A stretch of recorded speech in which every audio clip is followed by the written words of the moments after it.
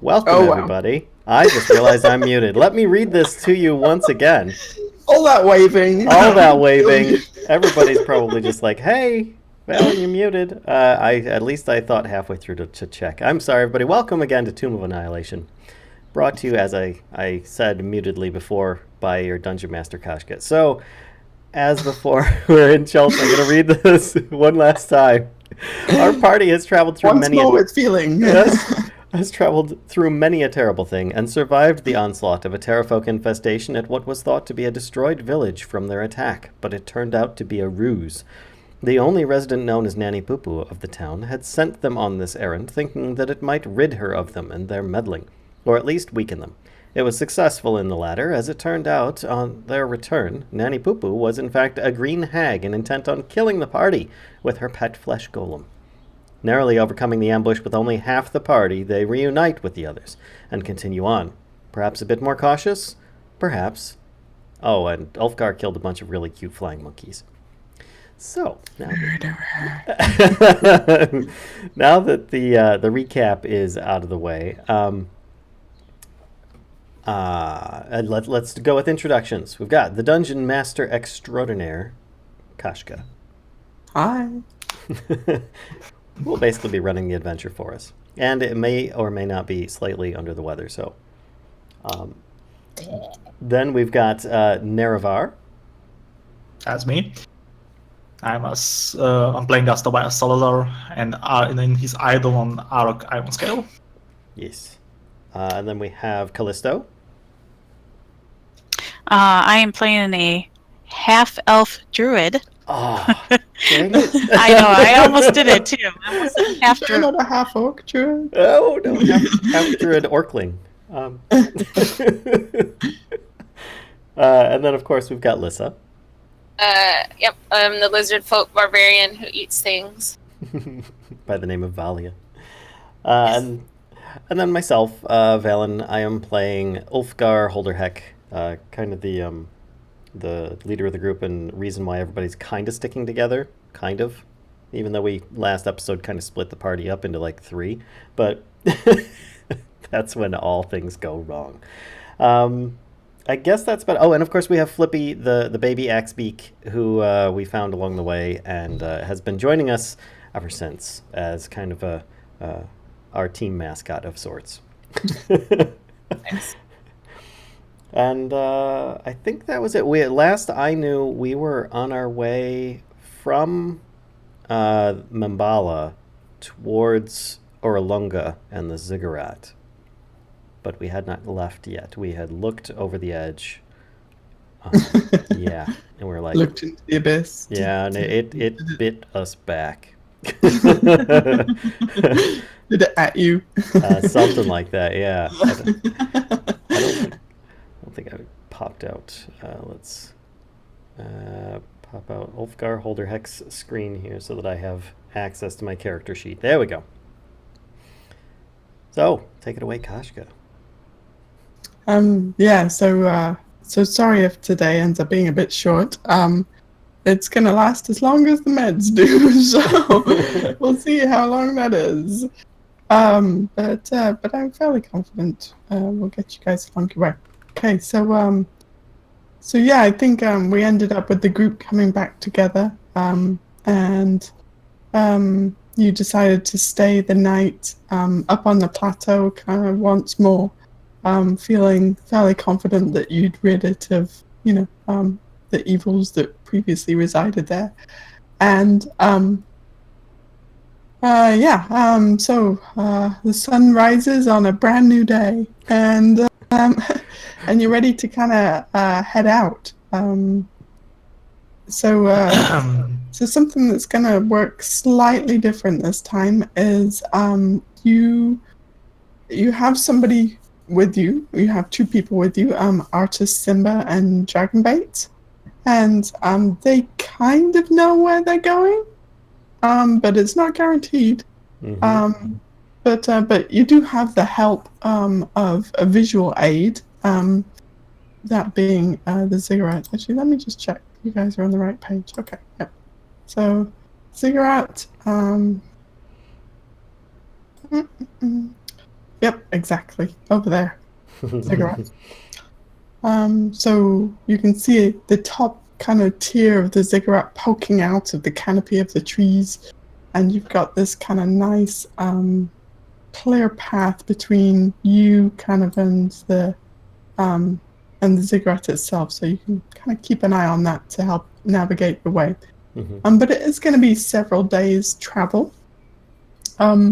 So there is I would say a small chance of you getting lost along the way, especially kind of once you lose sight of that Ziggurat, once you get into the trees.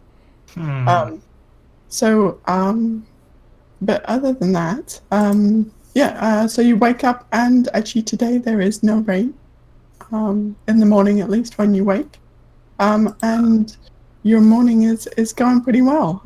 So you head back down all those stairs that you climbed, or that path that you climbed, to get up to the top of the plateau of Mumbar, and then kind of turn west and head in that direction. Do you have up the kind of, are you guys just kind of heading straight down that cleared rocky area that's to the west of the plateau, or do you have anything else in mind? Do you want to check anything else out, or? Well, we can go down there and see how many of us actually roll down there. I was thinking that we might actually have an advantage of being able to locate the ziggurat because we have a member of the party that can fly. Yeah. Yeah, that's true. You can fly up above the canopy and have a look. But even If more you- so because we have a professional lizard folk cartographer in our midst. Also true. Yeah, these things will definitely help. And dragon bait.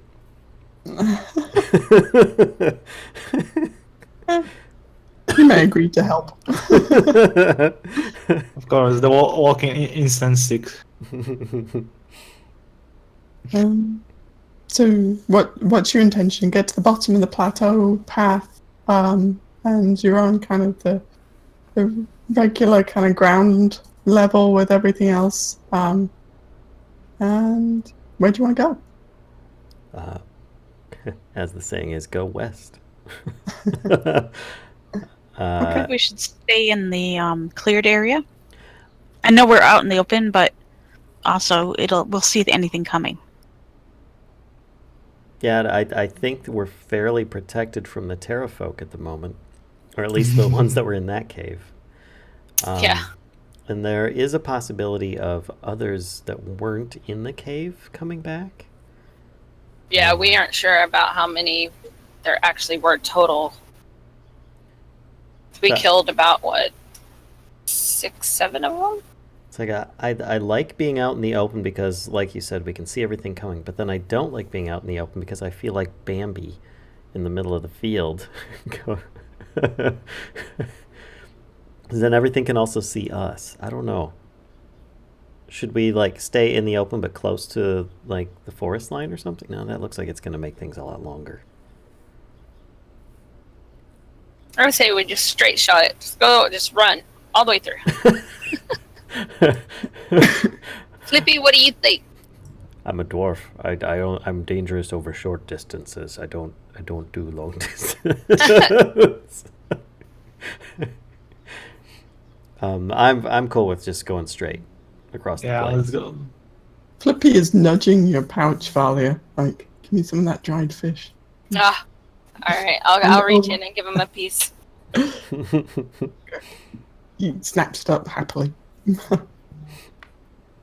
Arthur, Dragon Beak, are y'all good to go straight through?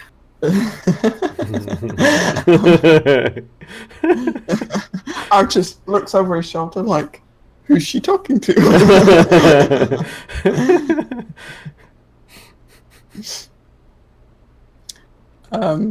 But yeah, Dragonbeak kind of shrugs his shoulder and motions in that direction. Okay, I guess it's all everybody majority vote. Let's go through. Cool. And That's Archer how- says, yeah, come on, Valerie, let's go. Valerie.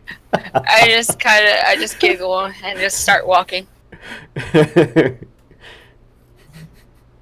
Okay. Yep. Moving on up. Okay, so then the morning proceeds without any kind of incident. But mid-afternoon, let's see, let me do a quick roll here. No rolls are needed. It's okay. Unless it's a treasure roll. I stumble across this ancient armor and weapons that are all magical and perfectly preserved. Okay. Oh yeah, Tobias. I have a silver dagger that we got. Do you want it? Oh, right. Yes. It was a silvered dagger. You know, Like- for holding the rope. It was like one of the only things that we could find of Nanny Poo-Poo's stuff because all the rest of it got burned by something. I don't know. Oh, this was in the cave. I don't know how that happened. Oh, that's right. It was like the only loot we got was from the cave. Well, no, I hold Scraps. up the claw of from the Terra guy, the Terra folk. I was like, "Oh, we got this." Yep, sure did. Just in It's time kind of too, shriveled looking now. It's like looking pretty gross. because the old goblin arm, I think, has run its course. Time to replace it with a terrafolk hand. There's a bit of an odor coming from it as well. Like when you waft it around, it's like Well, Flippy, I probably should have salted this a little bit better and hung it out to dry a little longer, but it's okay. You like it. And I'm like, rrr, rrr, with the claw. Okay. Do I have the handout for? So as you're kind of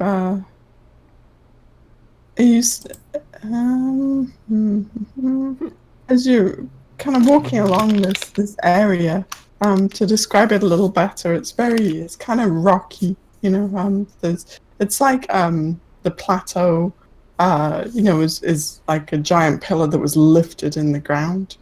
And these are all kind of the same, but they're still embedded in the ground. So it's these great big rocky slabs that are kind of jigsawed together. But in between some of the slabs, there are some kind of, instead of being flat rock areas, slightly more like bouldery, kind of, so some boulders kind of sitting between these giant slabs of rock. And as you're walking through close to kind of one of these areas where there's some boulders in between the giant slabs of rock, you are set upon by four creatures. Flumps. Flumps? No, Four flumps. Goblins. Four creatures who slither out from underneath and around these boulders and slither towards you and look like this. So they're kind of they're not like rushing straight towards you, but they're kind of it's almost just like they're kind of protecting their territory. So they're kind of they're hissing at you quite a bit, they're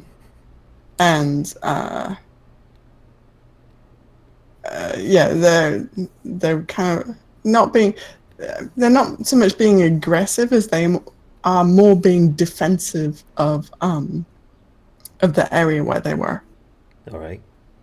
Ulfgar'd say, whoa, let's back off and go around. And he'd try and like convince the group to like back off, and maybe you can talk to him and calm him down.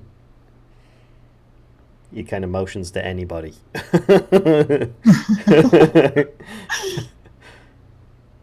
I was like, snakes? Nobody said there'd be snakes. Oh, God.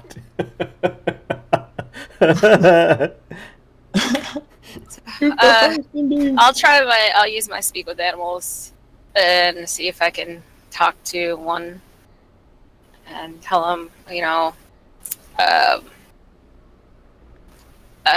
hello, we're just passing through and we mean no harm. I was about to say, that doesn't sound like you. If only I knew what you were saying when you're talking to the animals. Can you make a handle animal roll for me? Yeah. See how well this goes. Not so good. Unless I get the advantage, but that don't.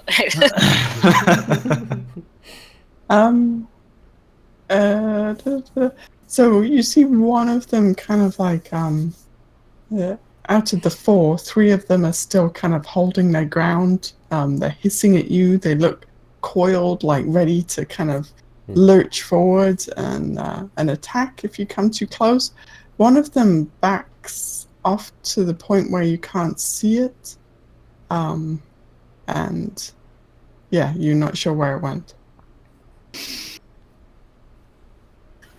I look back, I'm like, well, they're too dumb for me to talk to, so we can either go through. One's missing, by the way, so check your feet.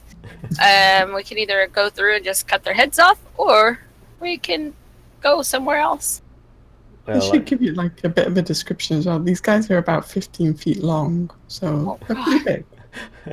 I suggest we just go around. We don't need the hassle. It's not like we're in that big of a hurry. Well, they haven't attacked us yet, and the way they're looking, they are probably protecting something close by, possibly a nest. Yep. So yeah, let's So- let's give it a wide berth. Yeah, well, be careful because the one I tried to talk to disappeared. He backed off, so just a warning. All right. So we go around with weapons drawn then, and be careful for an ambush. So, like, how much space are you putting in between yourselves and these Jakuli? Enough that they like stop hissing at us, or I can see that they stop hissing at us at least that much, if not a little bit more. So, okay, yeah, so you can do that. Totally, back off, give them a wide berth, and just proceed Yep. on around their little rocky area that they seem quite fond of. I'm not willing to share at all. No. I just whisper back, there's probably treasure that they're actually protecting, but you know. Well, if you look, they're protecting a bunch of rocks. And I don't know about you, but I'm done with rock collectors right now.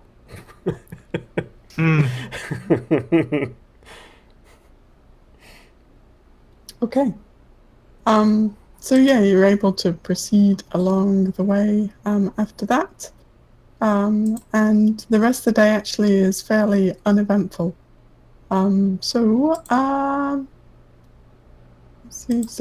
you can, and actually into the evening as well, you can find a spot to make camp with Artis. He suggests you kind of move back to the tree line a little bit to Yeah. make camp. Don't I know if you agree. guys agree with that. Or... I agree. Yeah. Yeah, we should be cautious. So you move back to the tree line a little bit, make camp for the evening, take your watches as you normally do, and the night passes without incident, except for early, except for kind of in the early hours of the morning. Tobias, you have another dream, and it's the same young kind of woman that you saw before, and she Is the same dream, right? Sorry, what was that? It's the same dream as previous. All except for right at the end, you see, and it startles you awake actually. So I'm just gonna roll randomly between the other three people.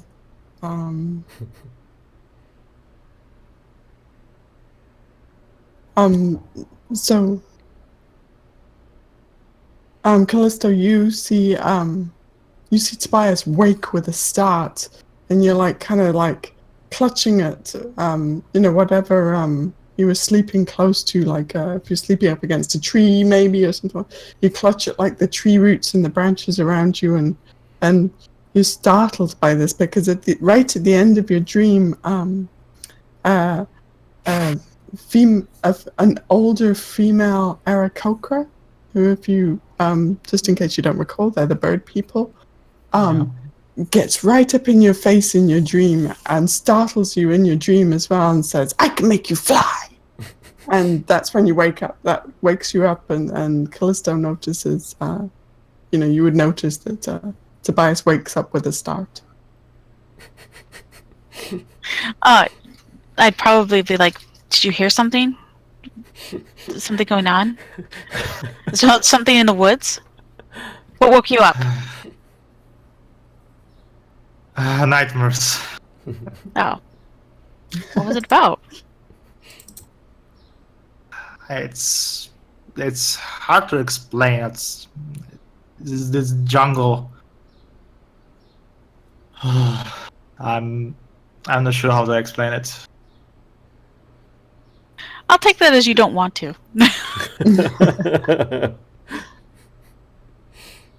It's more likely like someone wants me to take something. get or to obtain a certain object. Is it the same object we're looking for, or something different? Do you know what are we looking for exactly? Well, no, not really.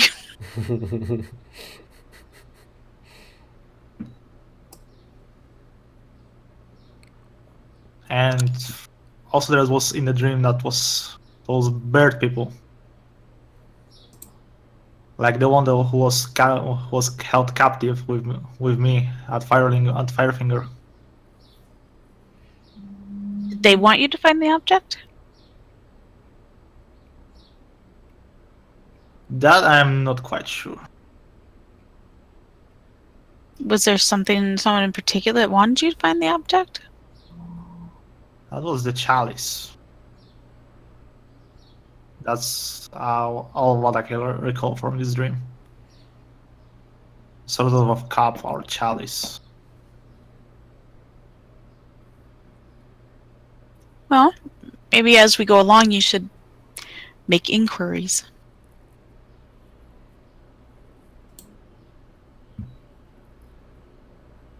Good advice. Okay. I just lay back down. Go back. Nothing's coming to kill us. I can. Yeah, I of can course. go to That's very assuring. You're lucky she didn't like wake up, turn into a bear, and eat you. So.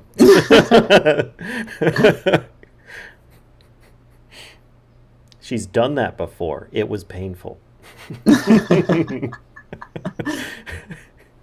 Are you have any experience with it? Maybe. tasty dwarf. For some reason, it's the required food in the area. All right.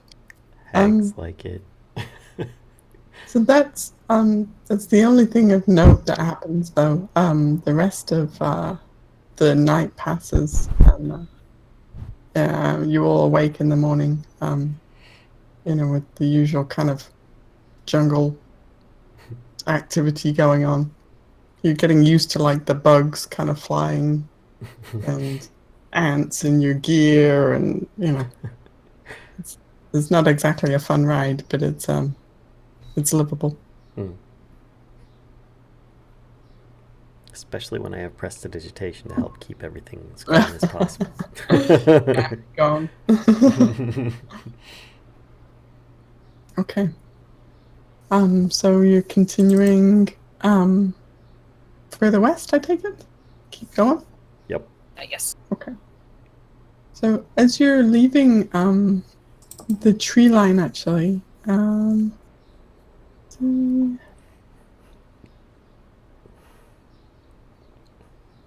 One sec, let me check. Could you all make a perception check for me, please? Bum, bum, bum.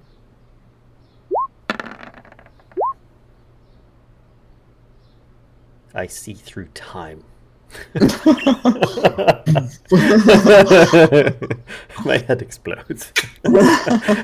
So yes, you're all sitting around eating breakfast, and suddenly Ulfgar's head just got brain matter, and see, I'm just trying to see if there's any way. Okay, actually.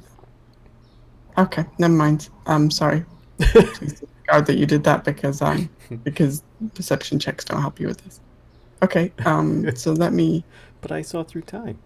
Sorry, I made you waste that nat 20. Huh? That's all right. Oh. It's your job as the DM to do that.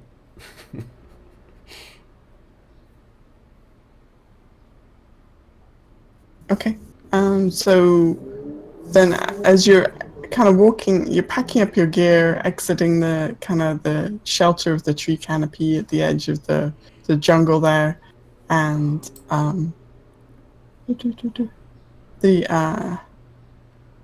suddenly, Ulfgar, your foot becomes a little bit tangled in the undergrowth, and in an instant, you realize that actually it's not just you kind of tripping over it. That actually suddenly this this vegetation is alive and is trying to grab you. By the beard!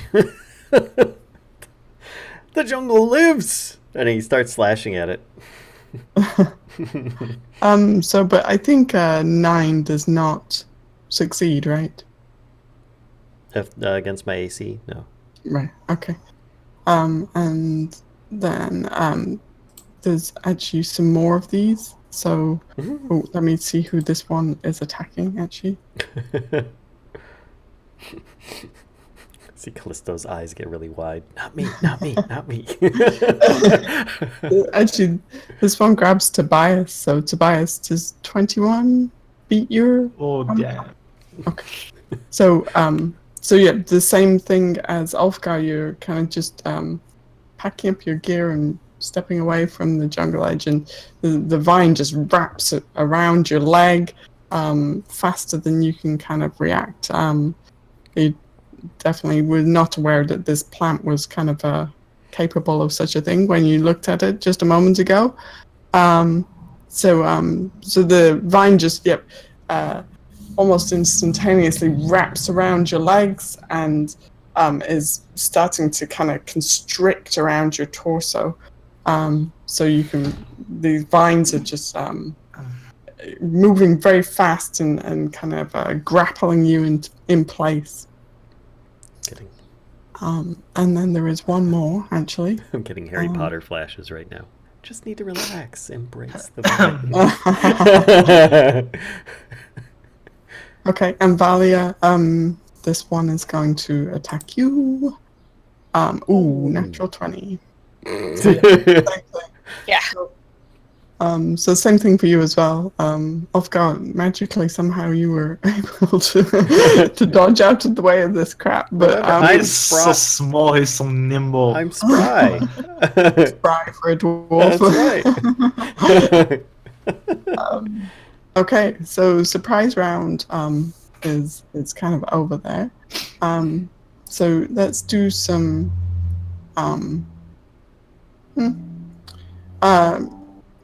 would you mind rolling initiative, please? Oh crap.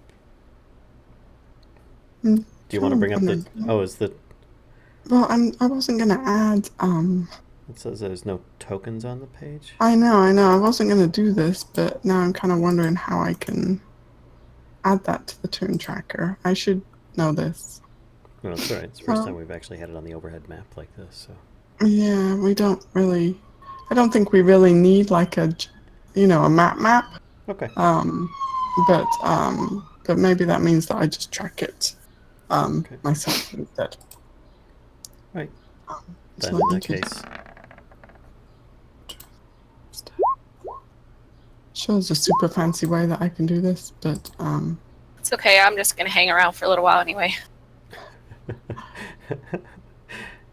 so we've got. So which one's which? Which one's Tobias and which one's Arak? The second one is Ark. Okay. I was forgetting to set it up. No worries. I've got some stuff. You can start rolling for Flippy, or do we want to wait till we actually get him somewhat of a sheet or something? Yeah, he's gonna act on your turn until we give him an actual sheet. Yeah, no problem. Thanks. And I don't remember. I didn't write down his HP. Is it 19? Is what you told me last time, or is it lower than that? Hang on one sec. I will have a look. Yes, and then Valia. And actually, I need to roll for Artist and Dragon Bait as well.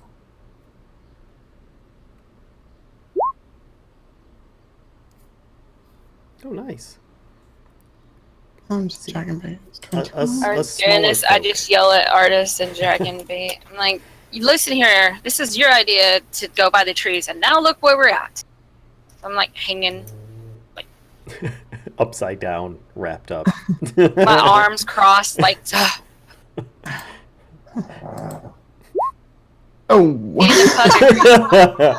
and day. Pretty much. Actually, so yeah.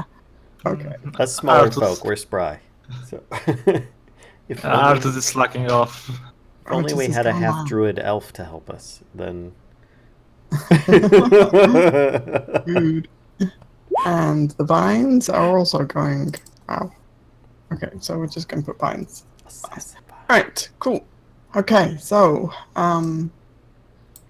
Dragonbait gets to act first. So Yeah. it did, and oh, you wanted to know Flippy's AC, right? His hit points is AC. Yeah, let me just grab that for you. They're both 32.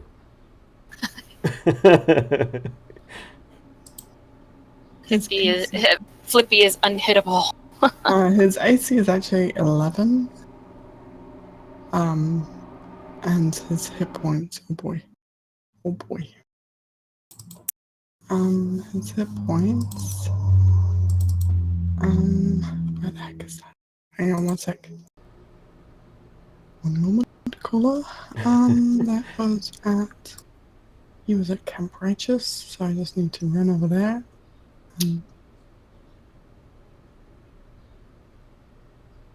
Camp right. Oh, yeah, He has 6 hit points. yeah. He's a little babby axe beak. He is a babby. Okay. So Dragonbait, it's gonna be first act, no problem. And he's seen these things before, actually, so is going to run up and start trying to pull them off of you, Valia. So he's just gonna kind of.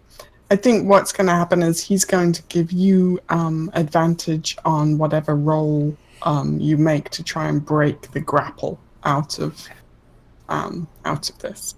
Okay. Okay. What about Erok? What would he like to do? He would like to bite off the vines Okay. at the highest point as possible. Okay. Let me shrink this down. Actually, that's massive. That's a good point. Are the vines coming up from the ground? Mm-hmm. Or like down from a tree or something? No, they're coming up from the ground. On the ground, so he will try to bite Okay. them off the ground. Okay. Then make an attack roll.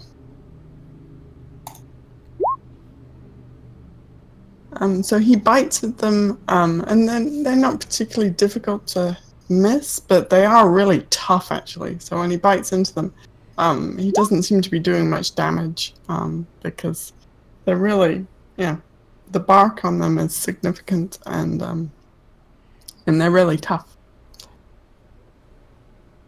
Okay. So Callisto, what about you? I'm going to try to slash at them with my scimitar. Hold really still, guys. Oh, nice. Which one are you? Which one did Erok attack, and then which one are you attacking, Callisto? I will try to free Valia. Okay. And Arog is trying to free Olgar. Or it's sorry, it's Tobias and Valia. So Erok's Tobias. probably trying to free you. Tobias. Okay. All right. That makes sense. So then they take 8 points of damage. But it also adds in her dexterity bonus. Okay. Why did it come up with a 3 plus 5 instead of just adding it together? Because it rolled a second d6 because you got a natural 20 as one of your results. Oh, okay. Okay. So first set of vine. Okay. And for my bonus action, I'm going to start trying to get my flame blade going. Okay. I imagine they will not like that at all. All right. So that first one, is you carve into it a little bit with your scimitar. So, okay. Ulfgar, you've got this one kind of that's slithering around in front of you, and then a couple of your friends are being grappled by these things. So currently Tobias and Valia are being grappled. Mm-hmm. And Tobias has a rock trying to bite it off, and Valia has Dragonbait trying to free her, yes? As well as Callisto carving into some of it as well. Okay. Then I will go over and try and help Tobias to escape. I will try to wrestle some vines off of him. Okay. Cool. So you kind of want to try and pull the vines back and... Yes. Okay. All right, so you're going to then Tobias. Is there anything else you want to do? Or... I'm totally strangled, or I'm able to use my sword? You could use... So your options are kind of to try and break out of the grapple, or you could attack the vine while it's kind of holding you. Or you could just let it embrace you. Become one with the vine. You do have Ulfgar helping you with trying to... Wait. I know. I just go through my spell card sheet. I would like to cast freedom of movement. What? That's pretty much perfect. Wait, hang on, let me look. Actually, make sure that I'm remembering it right. Yeah, that's good. I don't remember the last time somebody had that one.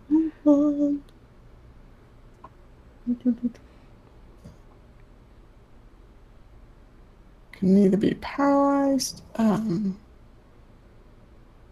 on, arithmetic can either reduce the target speed, like cause the target to be paralyzed or restrained. Okay. Target can also spend 5 feet of movement to automatically escape non-magical restraints. So yeah, so what you could do with that then is definitely cast it, and then if you just take a small movement, you basically break out of the grapple. So I'm doing that. Okay, cool. So, Ulfgar, you're kind of pulling at the vines on Tobias, and then you see him casting, and then he just kind of like steps out of them. And you're like, wait, what just happened? I fall over backwards trying to pull it off of him. Yeah. Oh. Yeah, so now you've got, in fact, in your hands, these kind of wriggling vines that are no longer holding on to anybody. It's when he says under his beard, "Oh, crap." Tobias, is there anything, I think, and you've got a little bit of movement left? You've got quite a bit of movement left, actually, if you want to move further away, or... Yeah, actually, I would like to be as far as I possibly can. Okay. From the vines. So yeah, I mean, you could easily move like another 25 feet away from the vines. If that is enough, then I will gladly will. Yep. You can easily outrun them. Because while they can move quite quickly themselves, they can't. They do kind of remain in place. Like their roots are very slow to kind of crawl, but the vines themselves can kind of quickly twist. I just slow clap and say, "Yay, neat trick! My turn." Yep. So Valia. Is this where you like Hulk out of it? You're just like, rah! How would you like to handle this? Oh, did you roll? Sorry. Is it actually my turn?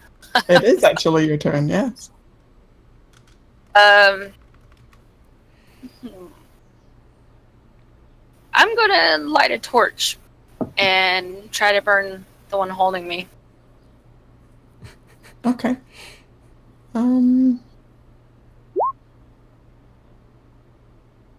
That hits it. It's Is that because you're setting yourself on fire in the process? Actually, can you make like let's see, do like what, a D6, because you only just lit the torch, so it's not exactly like, it's actually kind of tough to get the torch out, light it, and do damage all in the same turn. Okay. Yeah, I figured just getting the torch out to light it probably my full action, maybe my full turn. Okay. Yeah. Yeah, and lighting it and then doing a couple. You were able to do like a couple of points of damage to it on that turn as well. But that's probably about it. Okay. Okay.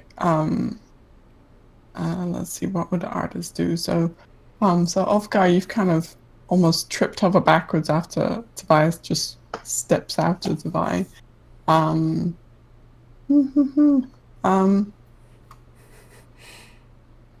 So artist is going to kind of let's see. He's gonna run up as well and try and help pull away the vines. Yes, what would artist do? So he's gonna have him make like a strength check to see. So he's able to kind of pull away. Some of the vines. He's gonna actually do kind of a bit of an attack with his dagger as well. So that definitely hits. 9 points of damage on that vine. Okay. Nice. The vine's beginning to look a little beaten up. That also looks like it's a magic dagger.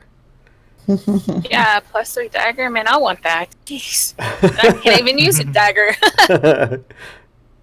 You just gotta, put it in your mouth and just kind of, replace one of your teeth with it. Done. Look at my dagger. I can't got- use it, but it's cool. I got magic bite attack now. Snaggletooth. Magic okay. grill. Just have it tied to your snout. All right. So I'm just reading, making sure I get everything right about these assassin vines.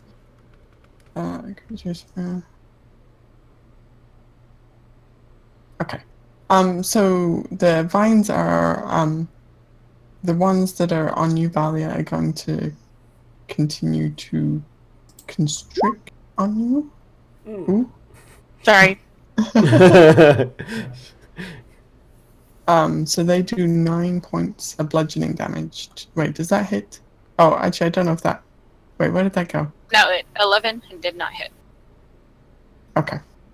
All right, then they don't do that at all. Oh, Are wait, you still hang an on. artist? Touch it with your gross hand. So they've got hang on.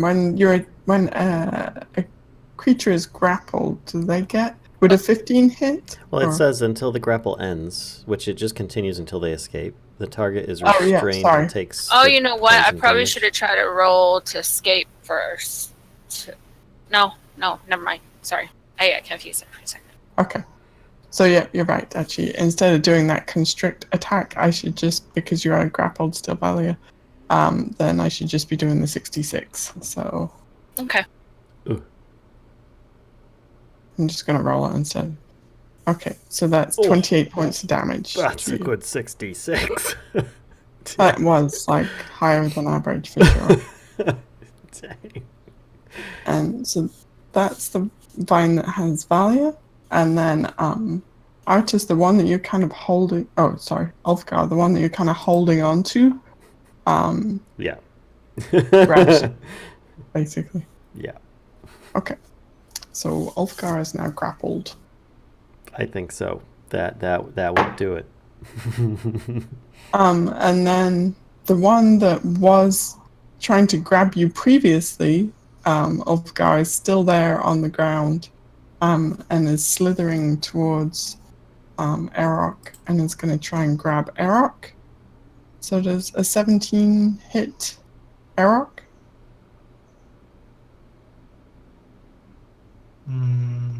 Yeah, that's. Okay. So you grapple with it. Okay. So now each vine has somebody. Basically. I'm still free, aren't I? Yeah, but like one vine has Valia, one vine has Ulfgar, and the Oh, yeah. third vine. And those are the only three kind of areas of vines that you've seen moving around so far. The third vine has who? Erok. Okay. Okay. So, back up to the top of the round then. Dragonbait is going to. He's done screwing around with this pull the vines thing off, and he's just going to try and kill it now. Yay! So Valia, you kind of like as he's swinging at this vine, very close to you with his longsword. He's using it two-handedly. So I'm like, Dragon Bread, please don't miss the vines. Dragon bread. Yeah, they're just gonna have random names this whole time. That's just how I am. so he does 11 points of damage. Nice. So this one is starting to look a little hurt. And Holy wait, hang on. Avenger Does he have sword. second Jeez. attack? Yep, he has 2 melee attacks. So, but I think that second one, let me check the AC. Oh, no, that just does it. I'm like, I've got to click all the places.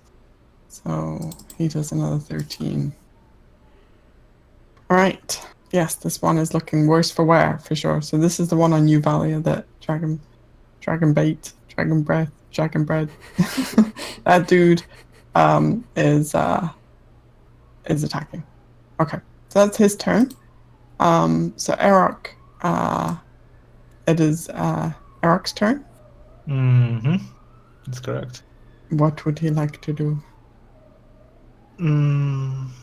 He will try to get rid of those vines. Try and. I think he will be able to claw them. Try to cut them off. So he doesn't want to break out of the. Try and break out of the. Yeah, since he's going to try to break out using claws. Okay. So you can actually do like, I know that says escape, but if he has a better athletics, he can also use that. So there actually isn't an escape check anymore. It's just athletics or acrobatics, whichever's better. Okay. He got acrobatics. Okay. Then if he roll an acrobatics check for Erok. Nope. Denied. Unfortunately.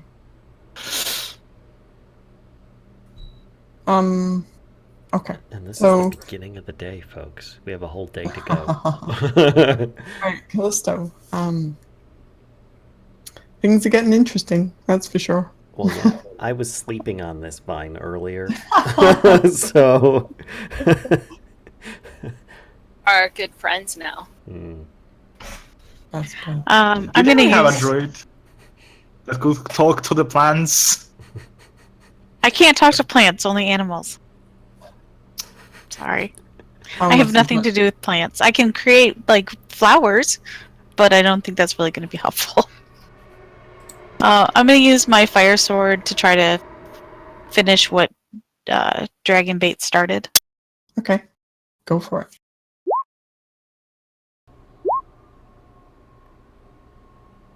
Okay, so, She has to be free now, right?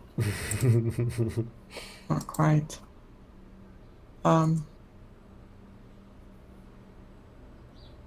Okay, let me check. Not quite. It's still not looking so great. I would say it's on its like last legs kind of thing. I thought it was already on its last leg. It's a vine. Sorry. It doesn't have any, so she was just improvising. So anything else you would like to do? Like nope. bonus actions or okay. Alright. Ulfgar. Well, I would like to try and escape the item, the blah, blah, blah, the vine, because if I'm restrained, I really can't fight it. So Okay. I'm gonna go with acrobatics. Got a higher bonus. That didn't look good. 12, quite. so that didn't do it. Nope. So,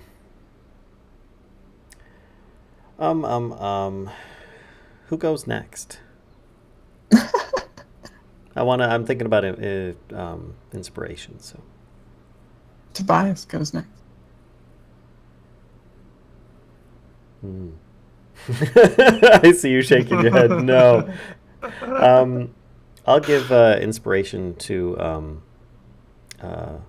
Valia. No, I can't.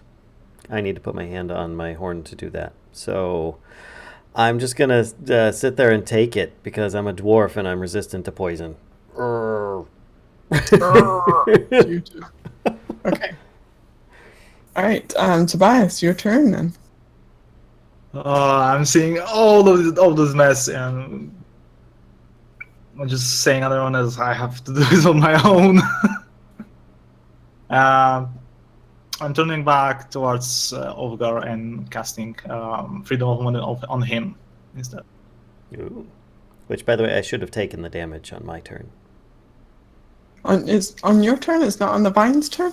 It says until the grapple ends, the target is restrained and it takes the damage at the start of each of its turns. Which would mean mine. Mine? As far as I'm aware, I mean, maybe I'm reading it wrong. I don't know how you want to do it. No, you're right. You're right. Okay, Not that I want to take the damage. Right. I think. Yeah. Here, let's do that. 66 poison damage coming at you. Oof. Have some sixes. All right. That'll be Sorry. 14 damage for dwarfiness over here because I'm resistant. Okay. And then actually, then we need to do the same for Arak as well. Wait, hang on. No, what? Has it been a full turn since? Yeah, because Arak just tried to break out, right? So Yeah, okay. just before Callisto. So 15 points of damage for Arak. How much? 15? 1 Ooh. Hey, I just took about that in half damage, so. I was thinking you guys got like the opposite rolls. And it's a good thing, too. Okay, so so Tobias, you're casting Freedom of Movement on Ulfgar? Correct. Okay. And dragging him out. Okay. And since Yeah, then, we both are protected for length of 1 hour from being restrained. Awesome. Okie doke. How far away are you dragging him? I'm not sure. Let's say 10 feet. Okay. Because I imagine that I'm dragging him. Okay. Yeah. All right. Sounds good. So yeah, Ulfgar, you're suddenly free of the vines. They're kind of like slithering. I mean, it's like right. Hang on. What's the Bruce Campbell movie with the vines in the forest? But they're kind of like, it's almost like they're chasing you a little bit as Tobias is pulling you away, but they don't seem to quite be able to get a grasp of you for some reason. So yeah, very nice. I feel enchanting. You do feel enchanting. Okay, Valia, it is your turn. I'm gonna drop the torch and just try to claw the last part of this piece of vine. Okay. That hits.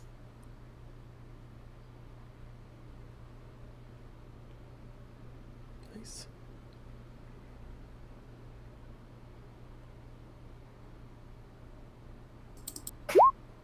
It's gonna be the same as my claw, but it's a javelin one. Yeah, so the vine shrivels back at your kind of clawing at it, and just kind of falls to the floor around you, falls to the ground around you, and ceases movement. Double tap. It's just making death saving throws. Making it. I'm just gonna Like, I'm just gonna try to scoot backwards away from it until Okay. Flippy get back away from there, Flippy. Okay, awesome. Tug of war. Yeah. Great. So that's 2 people free. So Artis sees that that Erak is still being restrained by that, so he is going to he's gonna use his ring. 1 second, I need to grab the spell.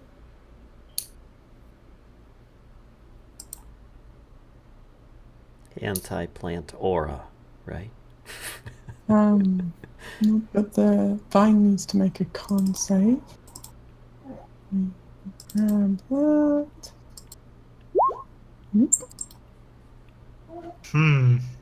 And I think that vine fails. How Let me just unlucky. check.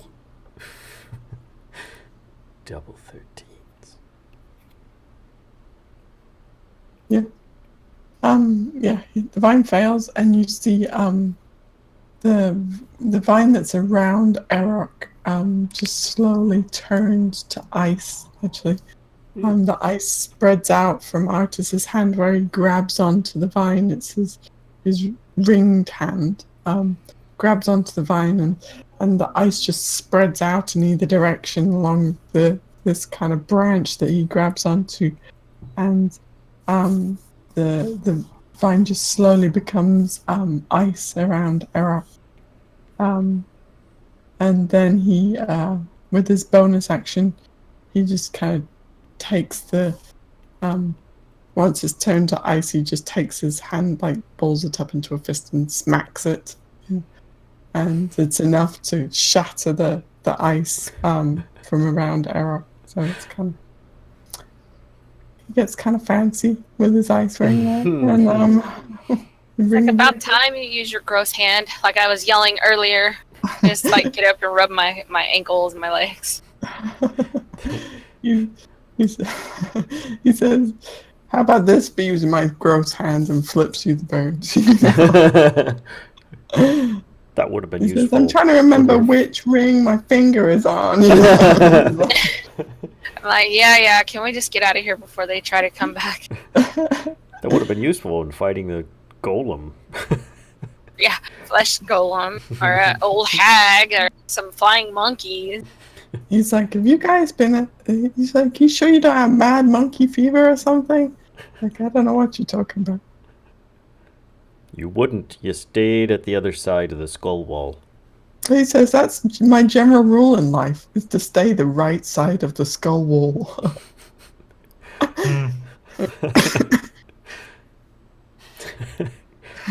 I just like dusted myself off, like, let's get out of here. Okay. Then after that, see, the rest of the day kind of passes actually without much more activity. So Good. Yeah, I could use a rest to get some hits back. I don't like finding out that my bed was actually going to try and strangle me and poison me to death. Okay, so then are you guys doing watches again? Probably. Yeah. Okay, cool.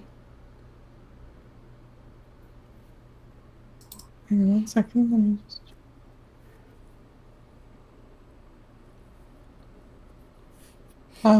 So let me just do a little random roll here.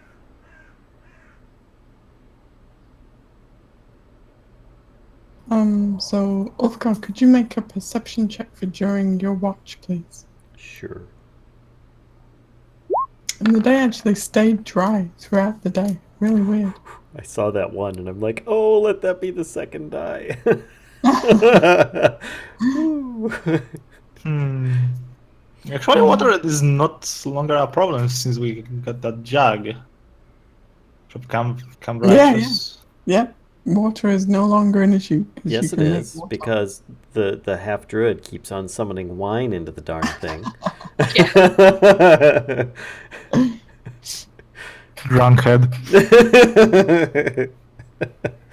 I've lived sheltered life. It's also new to me. It's how she deals with the jungle. She's drunk. Look, she's like, you should lay off the wine. Look what happened to those vines over there. They were moving.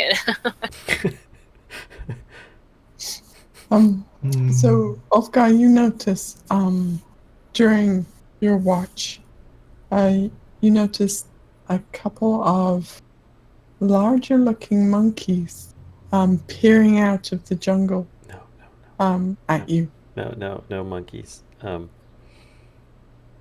I rouse the rest of the party with my mage hand and let them know that we've got company. I'm trying to do it like quietly, so I'm just like kind of mage handing people awake and like kind of trying to point towards the monkeys so as not to raise too much alarm. Assuming that they're not like advancing, that I just happen to see them. They seem really curious about you. They're kind of they're in the trees, but they're definitely quite tall. You might even think actually that they're taller than you. How tall is Ulfgar? He's close to 5 feet, but I think he's in the 4-foot range. Okay, yeah, you think they might be a little bit taller than you. This is another reason why I roused them. Maybe it's just their tails. It's tough to tell. They're hanging kind of, from the trees. But they look a bit like larger than average. And you've seen 2 of them so far. I'm like, more monkeys. I think I don't know if they may attack or not, but either way, I don't think we're safe staying here with them like that. Callisto, can you talk to them? Sure, I'll give it a try.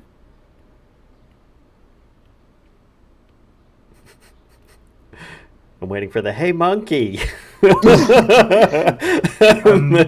There's like no Oh, spell hey, I got cast at all. No spell at all. Just Able to and verbally communicate with beasts. Duration. Okay. Persuade the beast performs. Okay. So what would you like to say to monkeys? Go away. Get lost. Why are you here? They say, this is our home. Why are you here? And they're kind of moving into a closer branch, closer tree. Do you want to harm us? They say, here, let me look at their intelligence. They say, you didn't answer the question. Why are you here? This is our home. We're just passing through. We'll be gone soon. Where are you going? They say. To the big rock that goes up to the sky. They say, here, one sec, let me look. that was a great description. It's better than I could have come up with. That's for sure.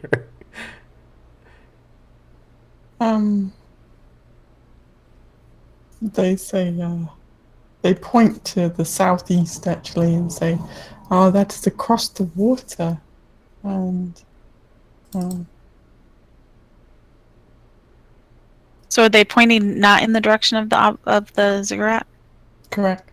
Pointing towards that strange rock that we saw when we were standing on the plateau. And then I say, "Oh, not that one," and then I point towards the ziggurat. Okay. Because it's above the trees, right? So they should be able to kind of see something. Yeah. So they're probably within about 30 feet of you at this point.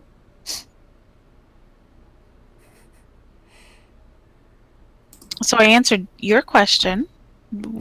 Are you here to harm us? They say no harm. But make a wisdom saving throw. Meanwhile, we're all watching. Right. Okay. Oh, nice. Well done.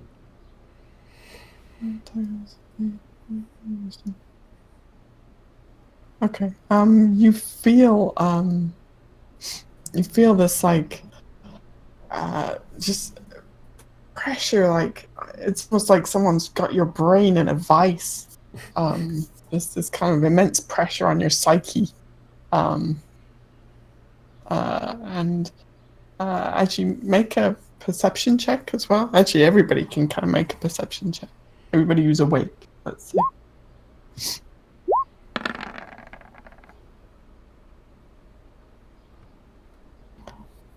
Okay. Is Tobias awake as well? Okay. So Valia, you noticed that that the one large monkey is well, actually you all see kind of Callisto kind of like her body language is one of like something's wrong, you know? Like she kind of maybe winces a little, or Callisto, I'm not sure if you want to kind of describe how you would react to this like psychic attack. Like painful? It is a little bit, yes, but doesn't actually succeed in doing you any damage. So I'd probably just be like kind of suddenly putting my head down, you know, like you kind of suddenly get a brain freeze from ice cream. Yeah, it's a good description.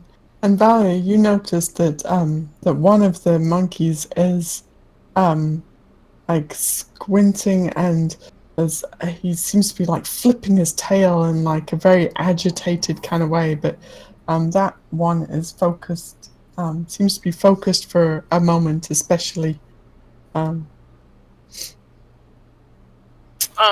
Okay. Walk over to Callisto and look at her and look up at the monkey and use my speak with animals. I suggest you don't try that again, or we will kill you. We just want to pass through peacefully. We're not here to harm you. Suddenly, there's all this coming from this lizard folk.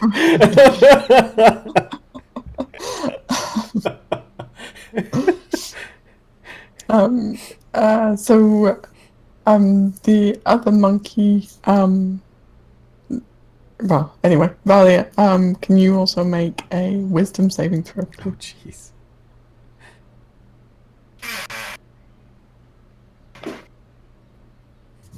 Oh, so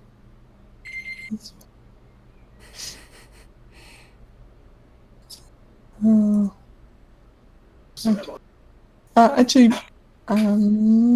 before we do that, does anybody want to spend hit die to? Oh yeah, definitely. Yeah. Okay. Yeah. I've got. Yeah, of course. You can do one at a time if you want. I'm gonna spend at least 2. What is this doing? To heal up if you took any damage. You can use some of your hit dice to heal. Let's see, I'm gonna do. So this is kind of something that you probably would have done when Ulfgar woke you up. 2d8 plus. Yeah, I was already at full health, so I'm good. Okay. 6. Yeah, I definitely needed to use 2. Okay. Oh, nice. Oh. Okay. Oh, yep. Nice. Okay. So And now for monkey psychic damage. Monkey psychic damage. Psychic so- monkey damage. Ah, these things hit so hard in the jungle. Mad monkey fever incoming. And you are, Valia, you are actually stunned by this psychic attack. I'm glad I got to heal up before that, because I'm right back where I started when I healed. How do we see this? Because I have no idea what's going on, really. Besides a let lot me of see if I can ooh-ooh-oohs get and a little- ahs. A little So, since I'm stunned, can I, like, grab my head, like, you know, kind of like, and just, like, you know, stand there, obviously, since I'm stunned. Mm-hmm. Yep. Stupid monkeys! So let me take you guys over to this battle mat here, and let's get some monkey tokens. Oh boy. Monkey tokens. And if you want to fix your hit points on there, so they represent what you're actually at. Mine automatically does, usually. Mm-hmm. I remember these monkeys. They were on this map with a T-Rex. That's what was happening.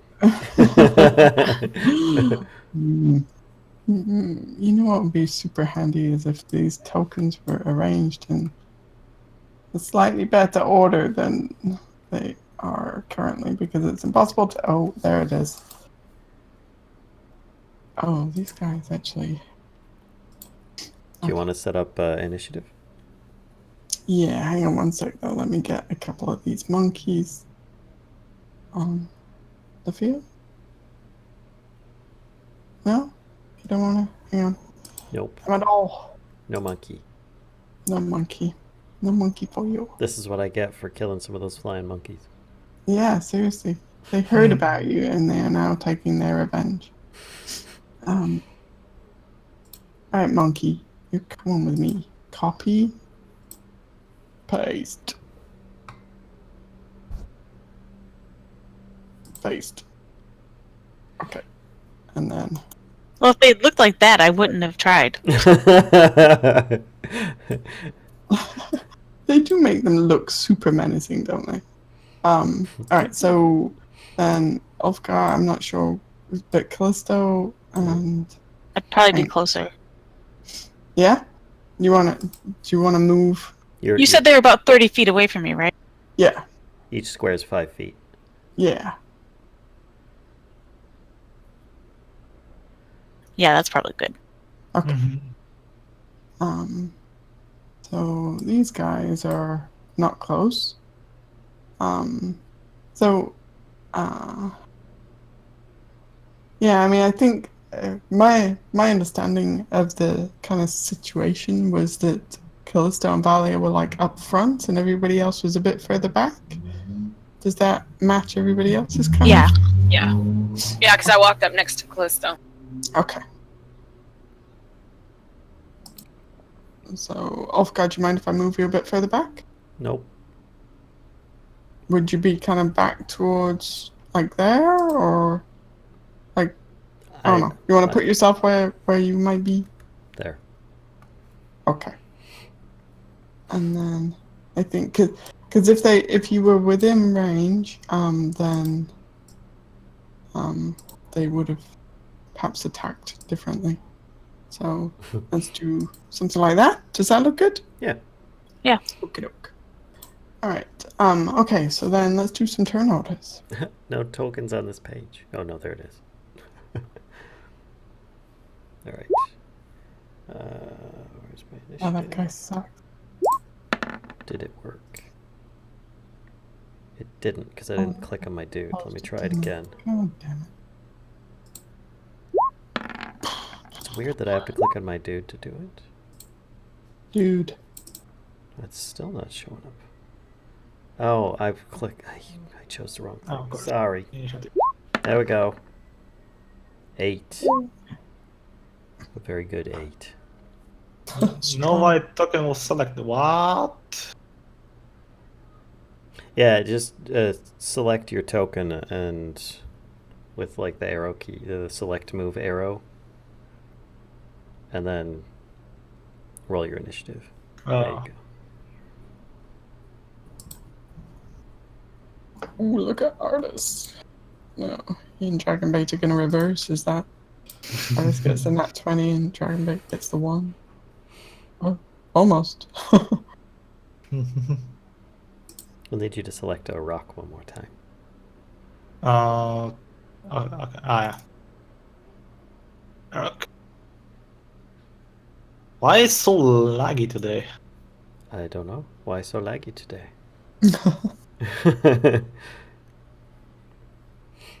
There's a lot of tokens on the field, that's why. Hang on. We just Oh. need 20 more goblins, and then we'll be good. So Okay. I got do it. need You showed another up. arm, so you know. Okay, okay, yeah, okay, done. Okay, very good. Mm-hmm. Okay, let's do this. Oh boy. So Artis, let's see, what could he do? Artis says these guys aren't good. And he's going to actually shoot at them with his bow. Oh, I forgot Artis had a bow. So let's see if that hits. Oh, I don't need the assassin barn anymore. I do need these guys. That does hit magically.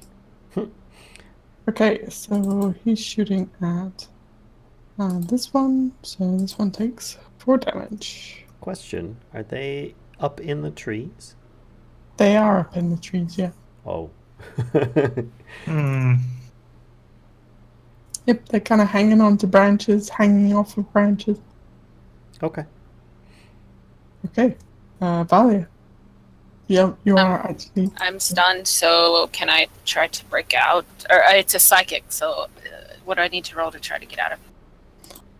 It is actually just. Well, let me check. I think that it just lasts how long it lasts. Oh no, stun target can repeat the saving throw at the end of its turn. Yes. So another wisdom saving throw. Yep. So so you managed to break off the stun. So next turn you'll be able to act. Okay, Heroic. Oh, yeah, Flippy, move up a little bit. Oh, okay. Do you have control of him or no? Yes, I have control of him. Sweet. I'll just get him up a couple blocks. He'll be good. That's good right there. I don't want him too close. Okay. He's only got 6 HP. Melt his little bird brain. Oh no. Yeah, poor thing. Alright, Heroic.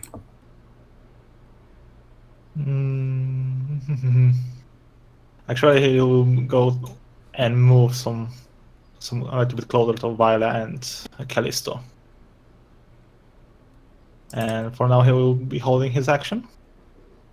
Okay. Sounds good. Okay, so the first monkey is going to That funky sees monkey. that he got a bit of a advantage on Valia, so he's gonna rush up to Valia. Drops down from the tree. Kinda does the monkey run, where he's using his hands and his feet to run towards Valia, and then he's going to I want to try this macro, okay? See if it works. Nope. Okay, fine. So he's going to try and bite you first. Misses. Nope. And then he's going to try and claw you. Just say nope. Just say nope. And for 5 damage. Those are zombie monkeys, by the way. You now are infected. Alright. The monkey fever. Alright. It's like Outbreak. I've seen that movie. Oh, Okay. shows my age. 0. Alright, Callisto. What you up to? Well, the first thing I do is say, I thought you weren't going to harm us. I kind of look over and I kind of told him I was going to kill him if they didn't leave. Oh, darn it! Negotiation's working! It wasn't working. Do they respond at all? They say, We lied. I told you. Well, Why is everything in this jungle so deceiving? All they hear is me and Callisto like talking, making monkey noises back and forth. Yep. I think they've contracted mad monkey Well, fever. then I whip out my whip. You whip out your whip and you whip them good. Yep. You're gonna whip the one out of the tree.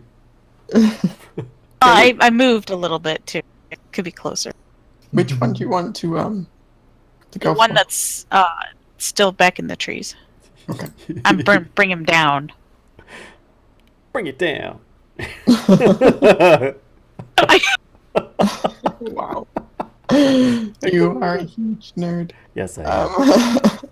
So yeah, yep, you do the vine whip and the thorns cut into his monkey fur, and you see him bleeding a bit, but he is holding on strong to his tree.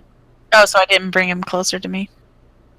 If it's large or smaller, she would pull it 10 feet closer to her. Okay, fine. Yeah, then he is down on the ground and 10 feet closer to you. And he's like baring his fangs at you, and yeah, he looks pretty evil now. And here, now that you guys can kind of see them up closer, show Did you he the take any picture of falling them. damage too?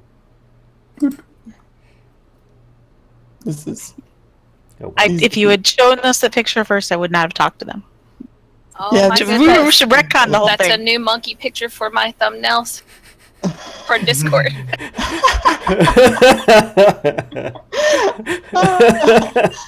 this is why I didn't show. I feel like this paints these guys in like a really negative light, and It does. I don't know what you guys are talking about. I shot those flying monkeys before, and those are the cutest things we ever saw.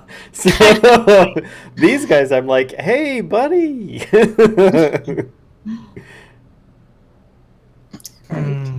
two opportunistic monkeys. Alright, So my question was, did that monkey that she whipped out of the tree take fall damage too? no, Oh, he wasn't that high up, and he's a monkey. Yeah, they're pretty agile. no, dwarfs are agile. Spry, you're spry. He's That's agile. right. Monkeys are mad, from what I understand in this Monkeys are jungle. They're all mad here. Of course. All right, Ulfgar, what you up to? Oh, sorry. Actually, I should check Callisto. Is there anything else you wanted to do before you? No, I'm good for now. Okay. Ulfgar, what you up to? Actually, hold on a second here. Let's do a little measure and see how far. Yeah, okay, and yeah, I can get over there. I think I would like to move Wow. Now I know. here. Okay. And then I'll do the usual motion where I just go to Foos roll, and I do a second level. What is it? In this area here, if you can see. Yep, I see. Of the thunder wave. Thunder wave. Not that. Hey, puppy. Plasma blade. That's right. Which Thunderwave? Don't I have that on here? I think I do. Yes, I do. It's like a weapon attack of sorts.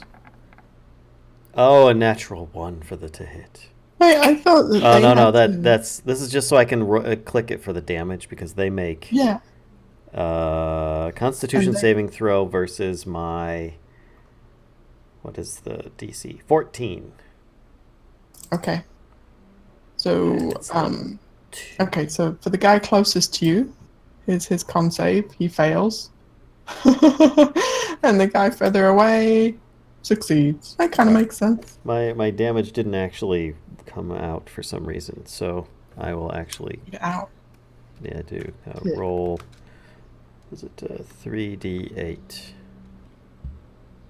Yeah, because I did it at a level higher. Oh, that's pathetic. That's pathetic. Or he trips in the branches as he does it. So doesn't he gets pushed, right? If they fail, they get pushed up to First 10 guy feet. failed. Yeah. Um, And will take so first guy 4 failed, full thunder damage and get pushed 10 feet back. and he's gonna get pushed over there. The second guy succeeded, so does he take half damage? He does, so he takes a 2 thunder massive two. damage. There we go. He is taking his 2 damage. Wow, Alright. that was pretty pathetic. Well, considering that his last thunder wave was really epic, that's It's not true. that bad. It's not that bad. Anything else you would like to do, sir?